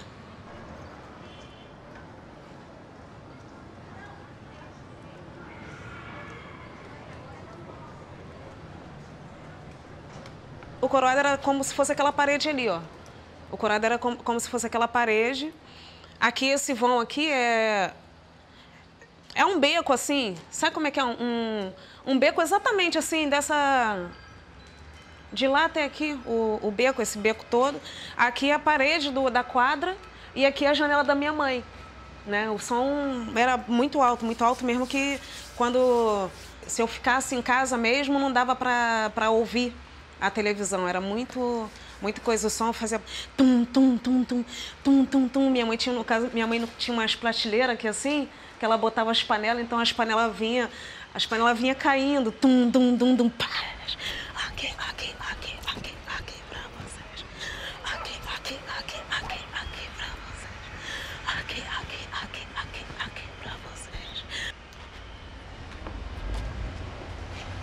Os militares assumiram o país por um golpe militar em 64. As coisas ficaram muito difíceis.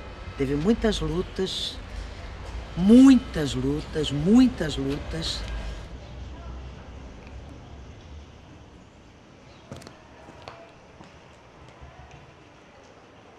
Desce, Daisy, desce! Daisy, desce! Desce, Daisy, desce!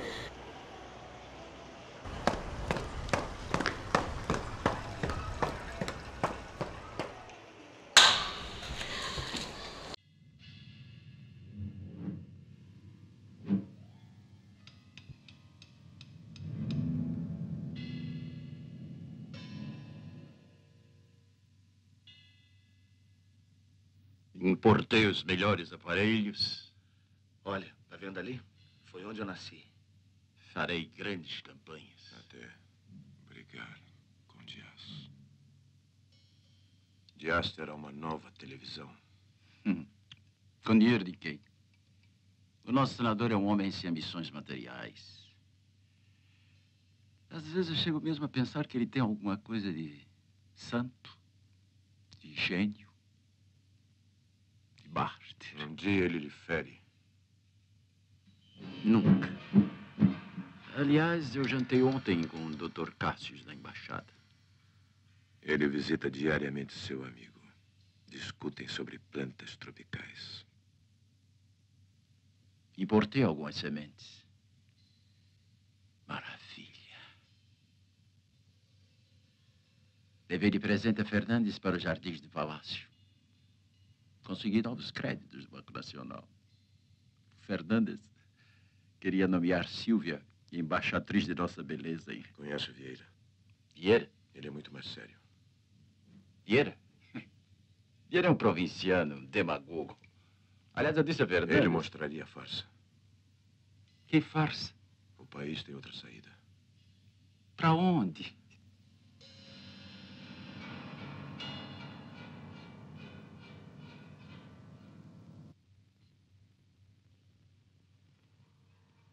Dr. Cassius viajou? Não assinou os novos contratos? Mas isto é um absurdo. Um absurdo. Cortaram os contratos de publicidade. De que adianta trabalhar? De quê? Quero desenvolver este paizinho. Protejo as artes. Faço obras de caridade. Coisas úteis. O Paulo lhe avisou. Cala a boca, que entendem vocês de negócios.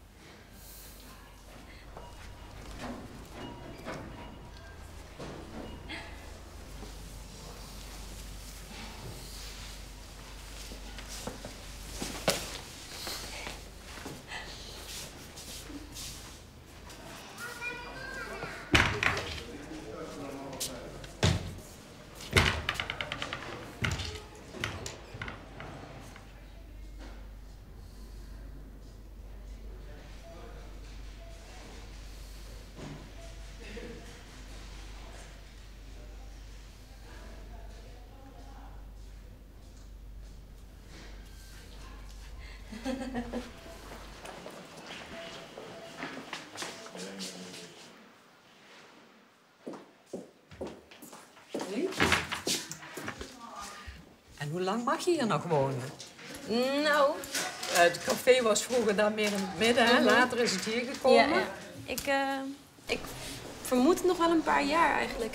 Moet je er ook nog iets voor betalen? Ja. We betalen een klein beetje huur aan ad hoc, onze huur. Ja. Het is een anti-kraak plek. Ja.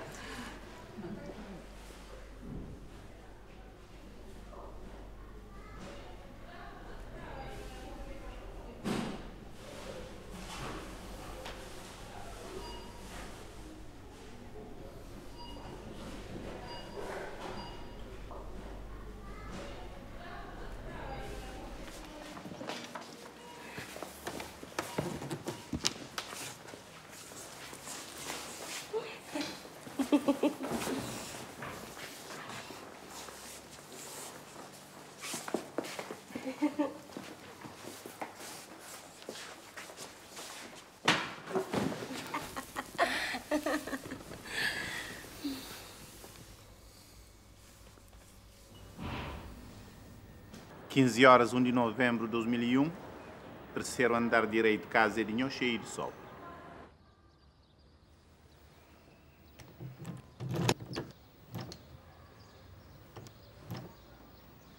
E na cabeça molhar, o corpo cheio de dor. Não estou conseguindo abrir.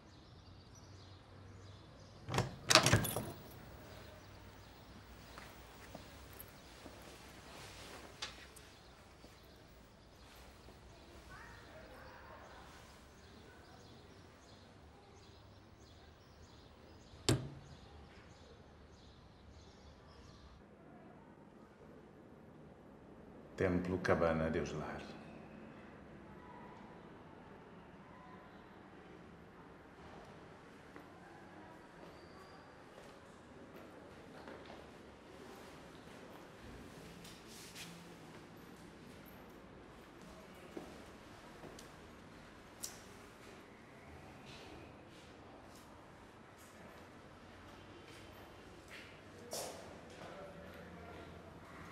Tem coisa mais feliz se não crê Deus Lar, nós bons acolhedores. Casa pequeno.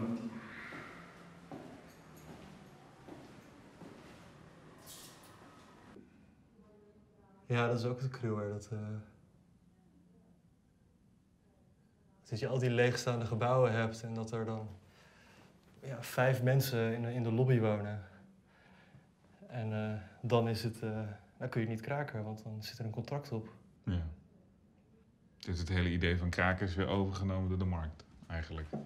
Ja, nou ja, goed. Op de ene kant is anti-kraak een soort van oplossing voor tijdelijke leegstand. Maar wat het eigenlijk is dat het mensen hun woonrecht afgepakt wordt. Precies.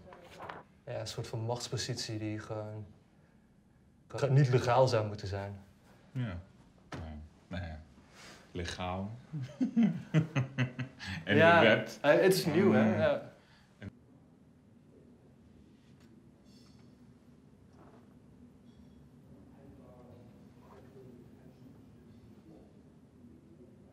Ik wilde hier in deze ruimte filmen. Ik denk dat er iemand is gaan doen. Is het zo? Ze wonen allemaal hier. En die trap ziet er dan zo fantastisch nieuw uit ook, vind ik eigenlijk. Het mooie blinkende ijzerglimmer wat we erop smeren.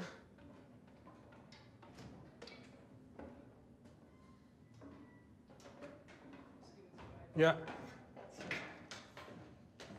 Hier is een hele mooie open ruimte.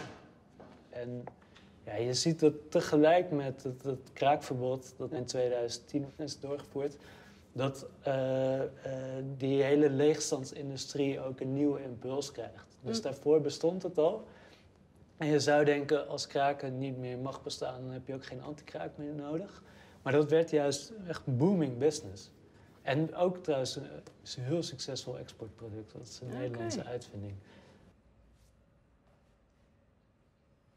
Maar het heeft altijd wel zeg maar, het beeld gehad dat het gefaald heeft, zeg maar, met al de problemen. De bel. Ja. Dus er zat een heel idee achter, maar het was bedoeld voor de middenklasse. Ja. En hoger. En zwart hoort daar niet bij. Nee, dat was niet de bedoeling. En zeker, precies, niet, zeker niet die mensen die daar gingen kraken. Dat waren gewoon arme mensen. Dat waren gewoon arme mensen, weet je.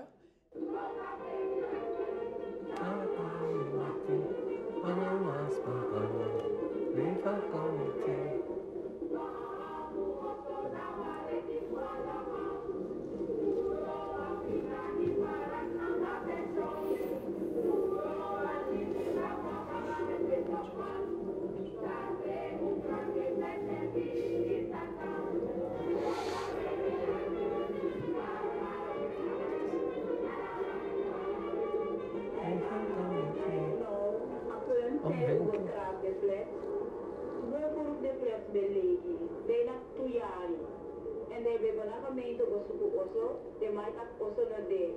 En aan de nieuwe straat, ik ben aboekurs maar toe, die go kraak de Osso. Maar altijd problemen met de gemeente. Ik ben asma die betant op camera met de intention, als aan de stem. Dus nu, alles wat er nou aan doen, dat hier, de Osso taal zo op. First de Osso taal zo op. En pregunta de 50 tension. Ja, me go going to also.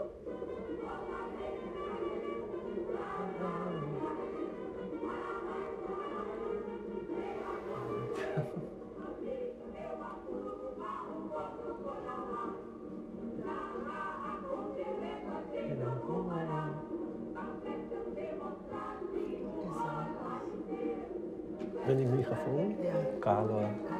Even het kale.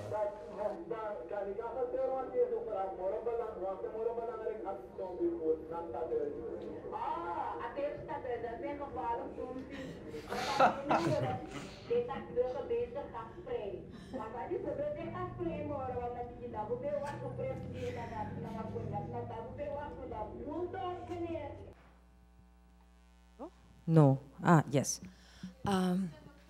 Sure thing. Damn. Everybody looks so cozy sitting down. Okay. A couple of things. I will also speak afterwards because then it's going to be more clear. What I'm going to show you, I think, well, the first thing I say, which is going to make sense, is that when I was a film student, I was a projectionist, and I was a miserable projectionist. I was really, really bad. So this was all done in 16 millimeter, and what happened to me more often than not is that the film would end up in the floor, and I was desperately trying to wind it back onto the spools so that the movie could keep happening. And so we put this aside for a second.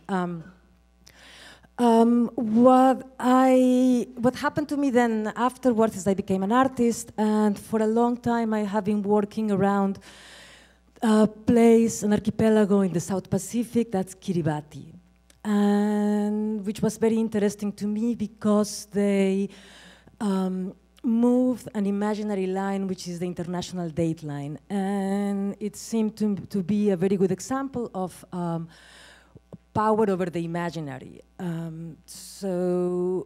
That's not so relevant, my work on the place yet.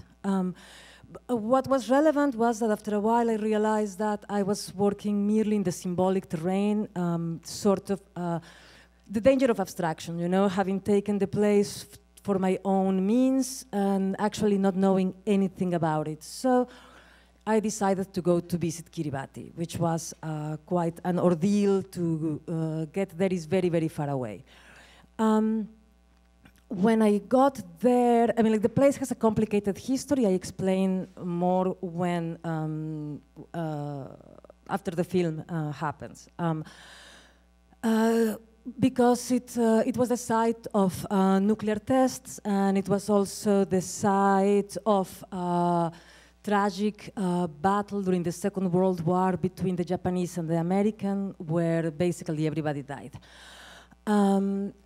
I knew this, yeah, but I was sort of like not prepared to, or not thinking so much about like how this reflected on the people that were living there. I will talk about that later, but you know, when I was like walking there, it's a very small place as well. I was in Tarawa, which is the capital, walking along the shore, and at some point I saw this really familiar shape in the beach, and I was like, that looks really familiar, but I don't know what it is, but it's really, really familiar. And the closer that I got, I realized that it was a broken 16 millimeter Bolex camera, with a heap of film like that from my projectionist days, scattered in a nest of hermit crabs. And so I gathered all the film and edited it together and made a transfer out of it, and that is what we are going to see, which for me is interesting because it's something that's it's incredibly abstract, and it responds in a way to something that I was quite interested in the Stealing Kant's film, which is this idea of two different histories occupying the same space, and which history takes prevalence, who gets to speak, how can they even communicate, what kind of understanding there is between things. So what I like very much is that this film is it's very abstract, and somehow the story is being told by algae, rust, and the bodies of hermit crabs that are imprinted onto the film. So don't expect any live action, or well, it's a lot of action, but it's yeah. So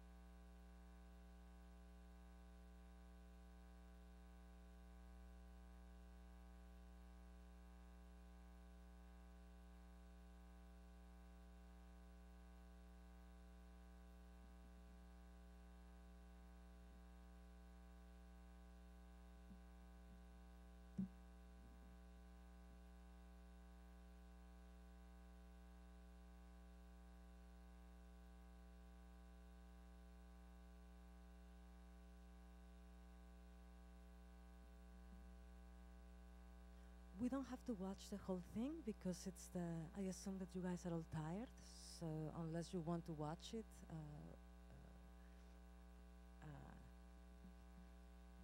we can stop and then I can explain to you why. Because I think I'm going to show you a couple of other things to sort of explain why I chose to play this. The film lasts 10 minutes, which is the length of a 400 feet film like 16mm magazine. So that's the, and I didn't take anything away. I basically just put it together. Now let's see. Can we play this? I'm sorry, I just don't want to. This is when I found the film, so you get to see a little bit what the beach in no? Why? No. Why? There was an issue.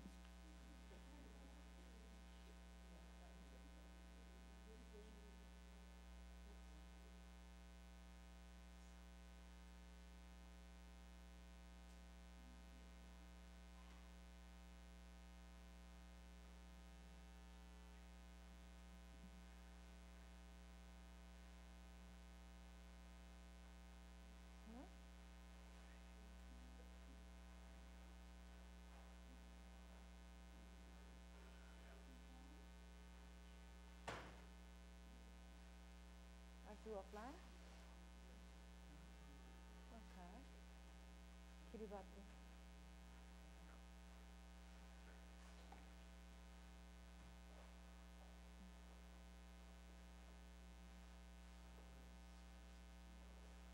Oh, it's possible. Yeah. Okay.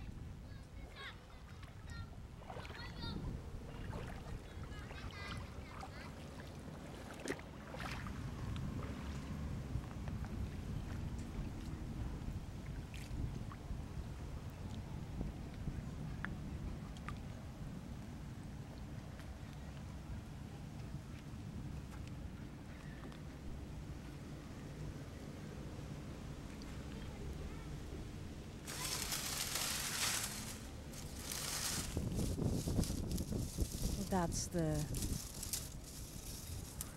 16mm film, the thing that was very familiar. And I mean, like what this finding this keeps making me think about is again, you know, like what happens when there are these two different histories occupying the same space. Probably, I do not know how a 16mm camera ended up there. I entertained the idea that because this was the site of a Second World War battle, and this place is the doldrums. This is old film, 16mm film. Sorry, we can start. sorry. That was not supposed to be. Okay, I think then. Okay, we don't need to watch it again. And then the PDF, yes, and then it gets easier.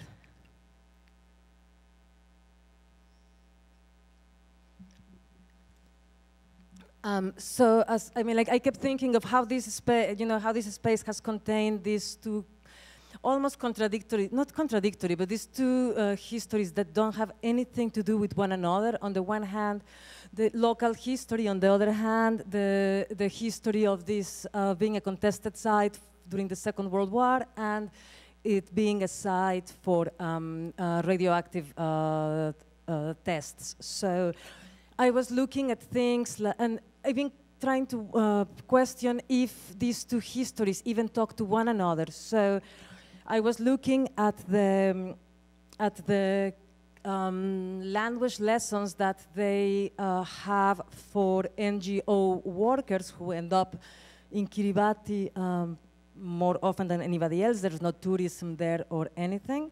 So how do I move from page to page? Okay, and this dialogue really interested me, yeah, because it sort of, in a nutshell, contains everything that happens in terms of those two histories trying to communicate. So I don't know if you can read. It says, A, I don't understand. B, what don't you understand? A, I don't understand what you said. B, you don't understand what I said? A, right, what was it you said? B, when? A, what you asked me? B, what was it I asked you? A, I have forgotten it. B, you forgot it? A, yes, what was it? Don't you remember your question? I don't know. I don't. A, that's enough, it's no use. Forget it, and thanks. B, okay, we'll forget it. You are welcome. So, I mean, like, to me, this sort of is quite clear in terms of how these two histories communicate. I just want to give you now a little bit of the, come here, show yourself. No? Yes.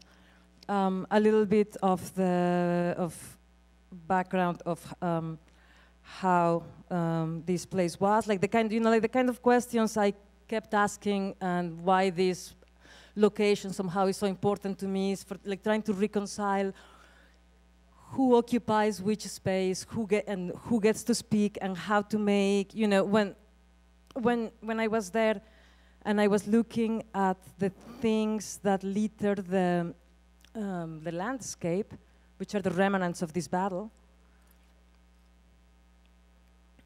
and big containers from cargo ships and so on.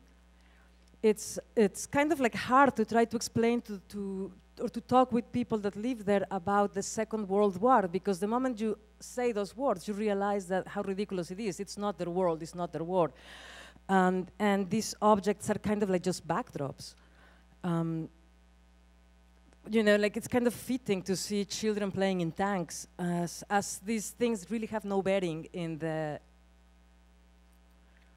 in the local history. So I think the one thing that keeps being important to me is to figure out how to be able to weave work that is not so hegemonic and voices that are not so hegemonic. Yeah, and I think that would be about it. I'll just show you a couple of more images of what exists in those shores and how incredibly beautiful it is in all its ruin.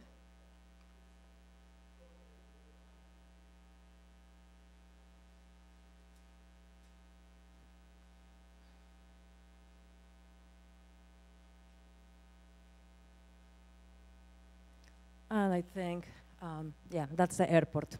I think we can stay here.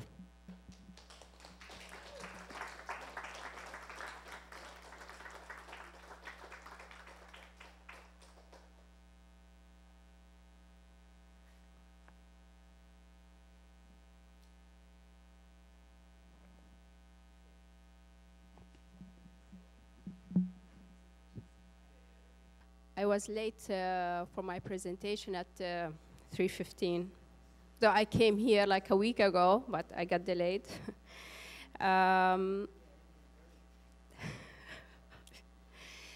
I think this presentation was really inspired by the Caribbean film we saw, but it seems now retroactively it's also inspired by the 3 presentations that or responses to the film as well.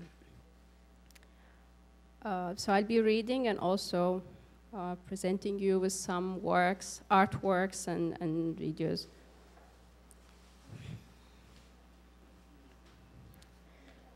Okay. A play in 1 act. Muhannad is a thin man in his early 30s. Nafiz is a short man in his late 40s. Act 1. Muhannad approaches a brown and white Jeep vehicle in which Nafiz is seated in the driver's seat. Muhannad, addressing Nafiz, "I can't take it any longer. I'm suffocating. I want to play." The end. I will be now exploring some aspects of playing and cunningness as measures for challenging the toxicity of state sovereignty and for countering tyranny, exploitation, and deep inequality. In specific, I will be looking at how Palestinians are relying on playing and cunningness as means to assert their existence against the Israeli settler state and its attempts to restrict or even eradicate such existence. In this context, the asset and value registers of property, address, residence, and private access all emerge as components in a far greater game of disavowal and expulsion. Before proceeding to the collected instances that reveal all that, I would like to share some notes on the history of the 2 terms, cunningness and playing, respectively borrowed from German playwright Bertolt Brecht and Indian economist Amartya Sen. In his essay, 5 Difficulties, written in 1935, Brecht suggests that there are many cunning devices by which a suspicious state can be hoodwinked. According to him, we must act so cunningly that the enemy, be it the state, a ruler, or a class, will not discover or hinder our attempts to challenge it. One can identify Brecht's reliance on such cunningness in his video testimony at the House Committee on Un-American Activities, which was summoned in 1947 to investigate communist propaganda and influence in Hollywood.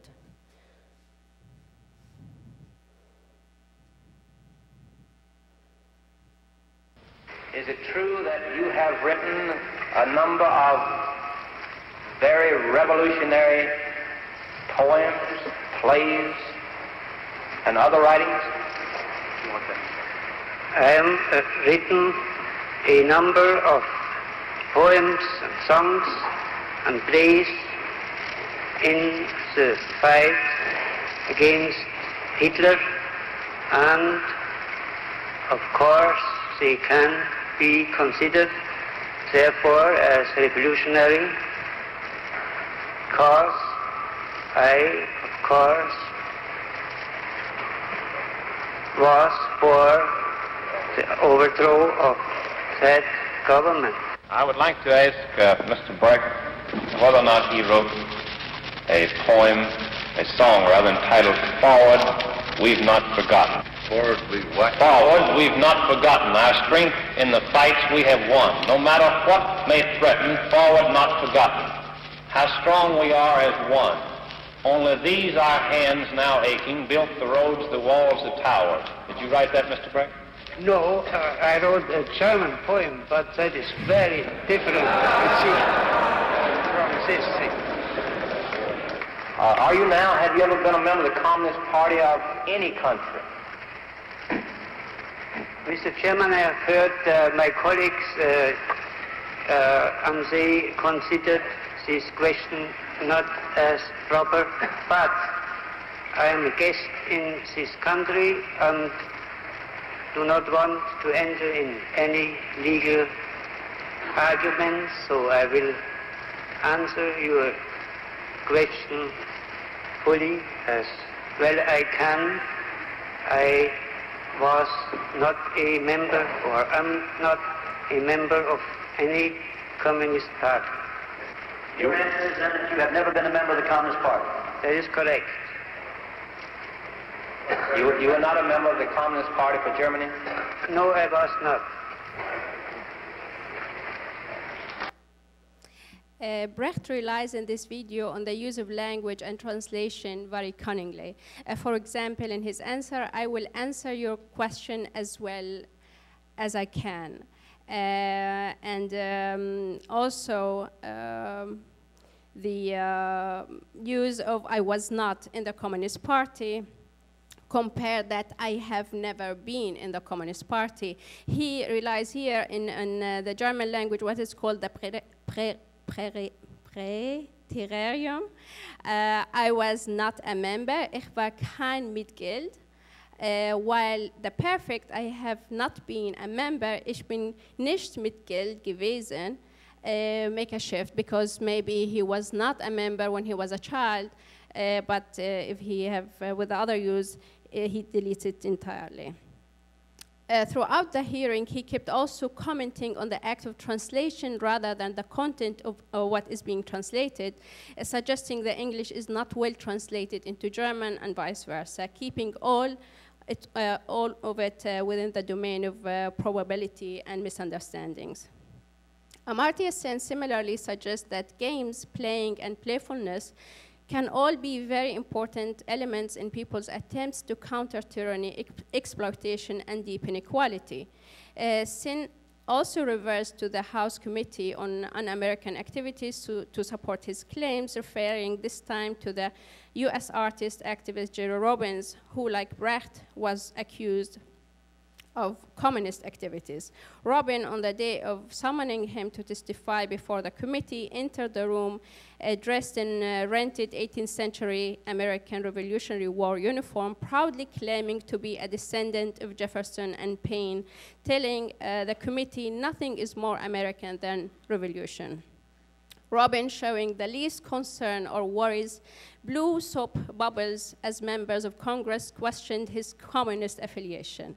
He later appeared before the committee as a bare-chested guerrilla fighter in Viet Cong pajamas with war paint and carrying a toy M16 rifle, then later as a Santa Claus. Now to the Palestinian context and back to the play which I read before at the beginning. When Mohannad, addressing Nafez, says, I cannot take it any longer, I'm suffocating, I want to play. From what Mohannad is suffocating, we may wonder, and what does he mean he wants to play?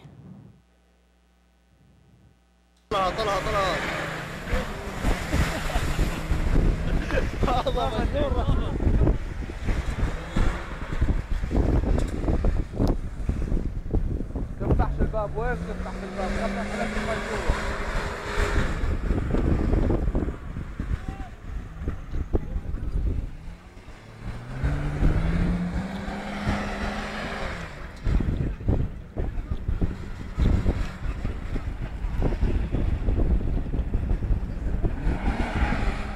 This tiny mud swamp is located in the area of Al-Khalil or Hebron. It is in this swamp that Mohannad and other friends can play freely, practicing their existence happily.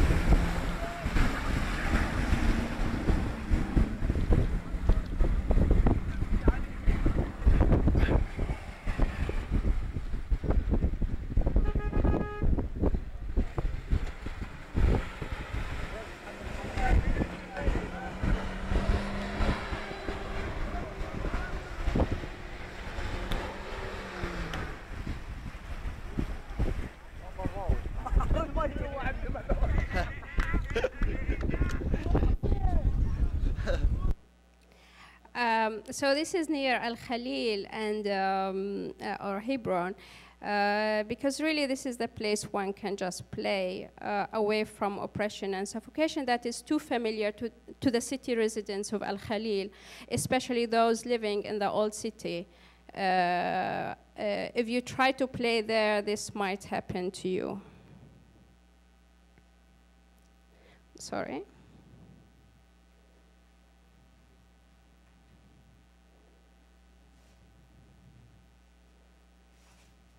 Okay.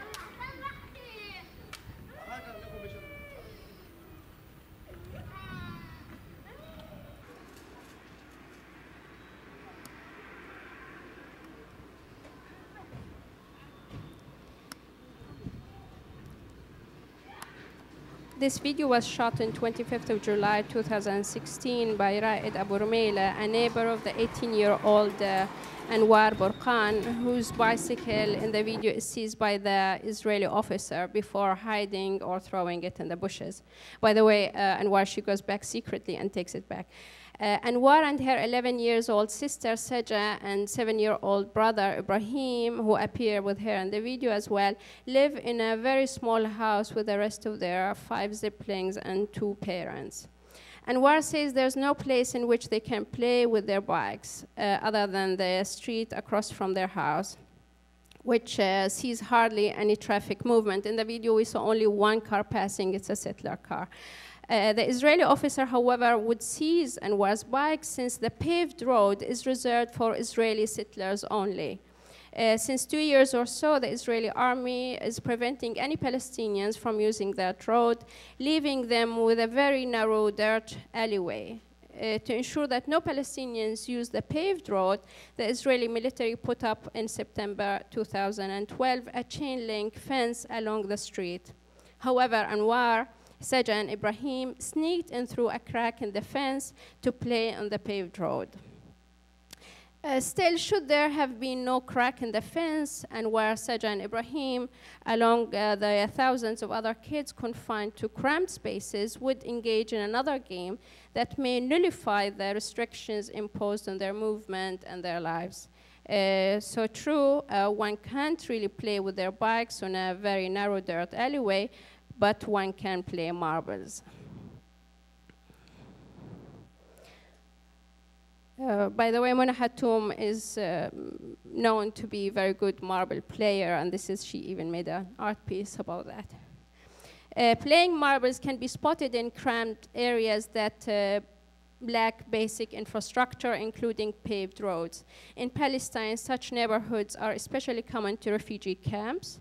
Refugee camps were built decades ago to accommodate Palestinians driven out of their homes following the creation of the State of Israel in 1948, and later on following its occupation of the remaining Palestinian lands in 1967.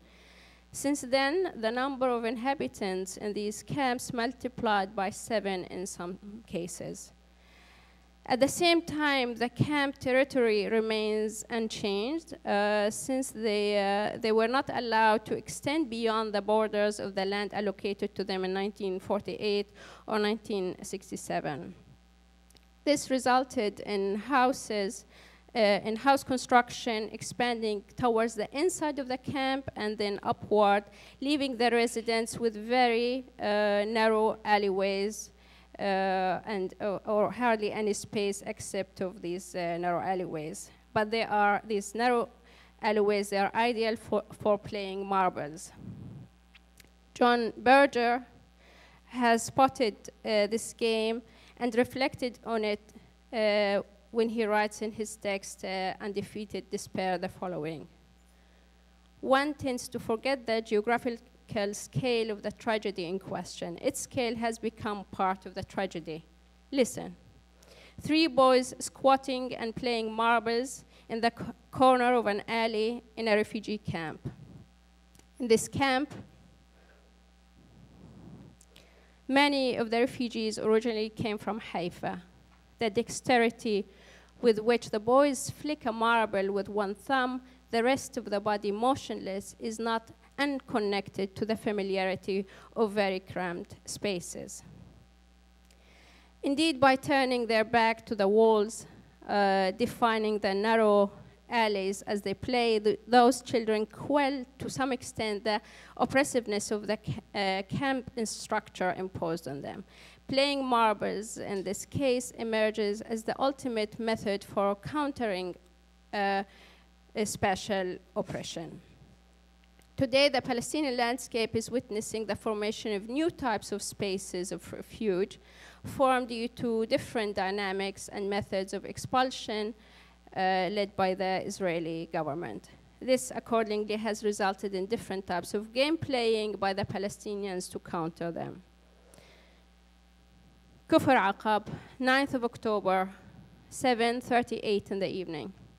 We enter the flat on the 5th floor. To the right, there are children, toys thrown on the floor, and in the fridge, there is a bottle of water, yogurt, and processed cheese.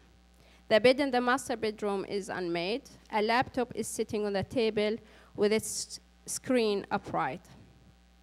This is supposed to be my friend's flat in Kufr Aqab, but in fact, they live somewhere else, in a less crowded, less neglected neighborhood in Ramallah. They merely play as if they are living there, coming almost every day for a couple of hours before leaving to their nice flat with a big yard in front. They are doing like thousands of others in the neighborhood. While living at a different address, they are renting property in Kufr Aqab, which just until a few years ago used to be a small village. In so doing, they are able to guarantee themselves a Jerusalemite address under which they can be registered and keep their Jerusalem IDs or apply for one for a new family member. For people from Jerusalem to find a flat in the actual city is impossible. The Israeli authorities do not grant permissions for Palestinians to build new homes as their numbers grow. This is different in Kufr Aqab, technically belonging to Jerusalem, but practically adjacent to Ramallah. Just before the Qalandia checkpoint, Israeli authorities decided not to control the construction of new buildings in the neighborhood. There are images taken by artist Yazan Khalili, who was supposed to be here, but he couldn't. These are images of Kufr Aqab, where Palestinians find some refuge from Israeli authorities, and there are continuous efforts to drive them out of Jerusalem.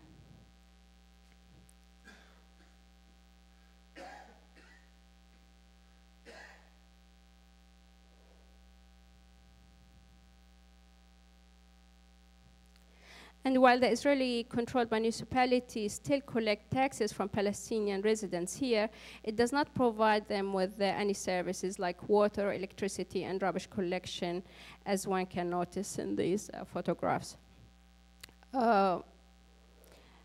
Apart from being a filthy neighborhood with newly built buildings, due to the lack of municipal service and rule of law, Kufr Aqab suffers from a very high rate of crime, of drug abuse, and of sexual exploitation.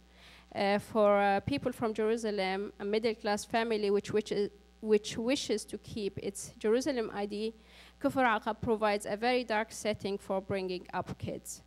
But they managed to evade this situation, being able to pay higher prices and engage in a particular game called Bet Butte, or as may be called in English language, dollhouse. The only difference here is that while normally it is kids who would play dollhouse, here it is their parents that are doing so.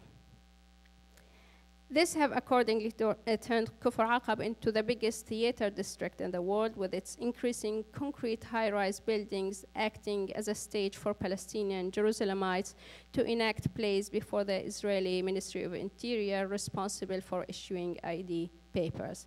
Probably every building in Kufr Aqab contains one flat, at least, that is showing simultaneously one single play, though with different actors in each theater. The play of ordinary family life. It is important to note that a Jerusalem ID also grants its Palestinian holder free movement, which more than half of the Palestinian population is deprived for Palestinians to move around in Palestine/Israel, they need to cross a number of checkpoints, and crossing checkpoints necessitate that what is called a blue ID, like the Jerusalem ID. If you don't have one, you will be turned down. In other cases, you may even get beaten up, strip searched, and humiliated, imprisoned before being returned back.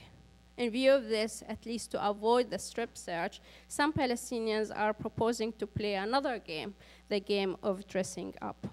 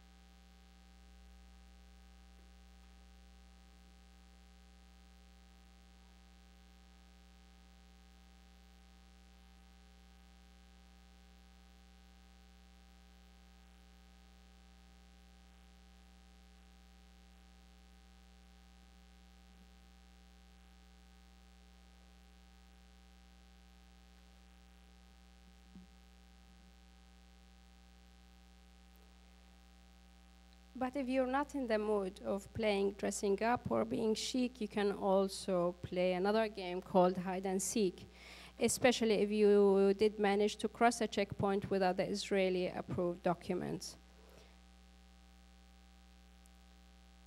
This is a work by an artist called Raed Bawaya, who himself was sneaking to go to Tel Aviv. These are the images of Palestinian workers who managed to enter Tel Aviv and work there without having Israeli approved documents. Therefore, they should be invisible as they work, hiding from the Israeli military and the Israeli police.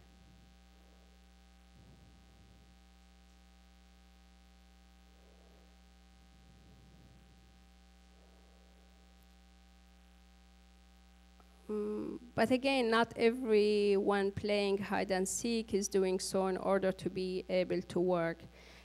Some do it just to go to the sea, like this little kid which I spotted on the beach. He's a Palestinian kid.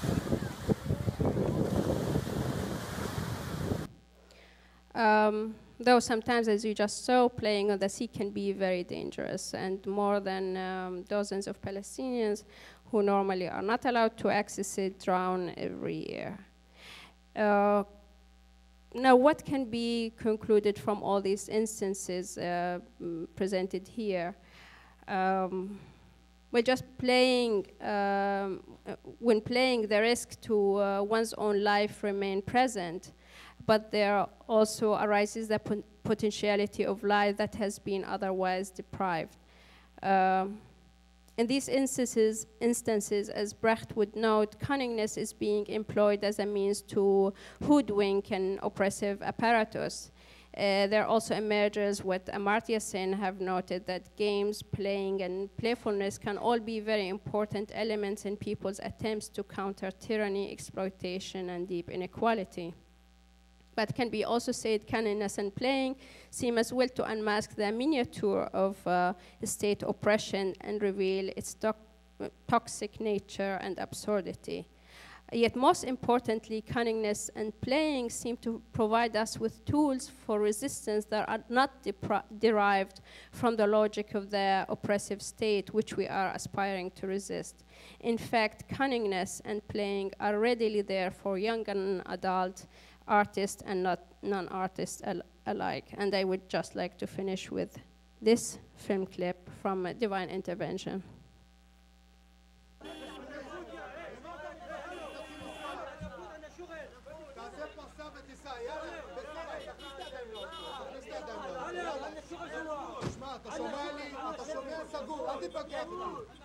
יאללה, בסורה, בסורה. הרגע דיברתי איתך, נכון? תיכנס לאוטו. הרגע אני דיבר איתך, נכון? מה אתה מסתכל?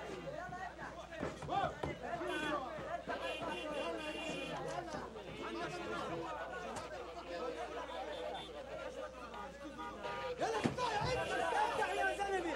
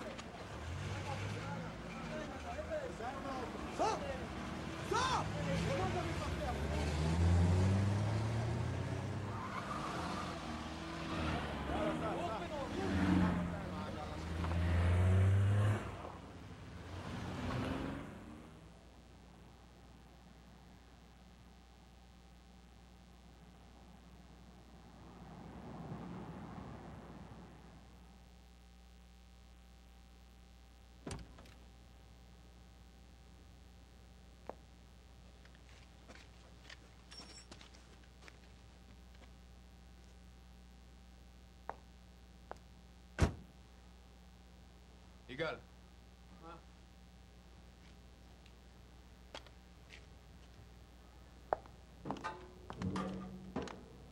יגאל! מה?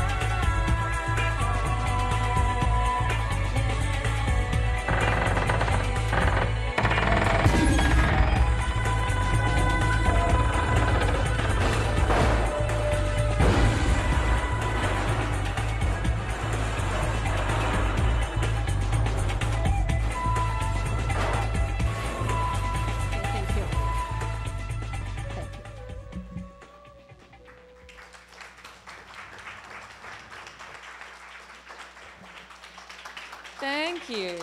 Well, obviously, we all want her deodorant or perfume or whatever that was. So I think we began and ended with the impossibility of like a boundary-bounded kind of condition. And I think we must leave with the words of Greg Tate that he contributed yesterday, if you can't be free, be a mystery. So thank you for the last 5 days, Toxic Assets.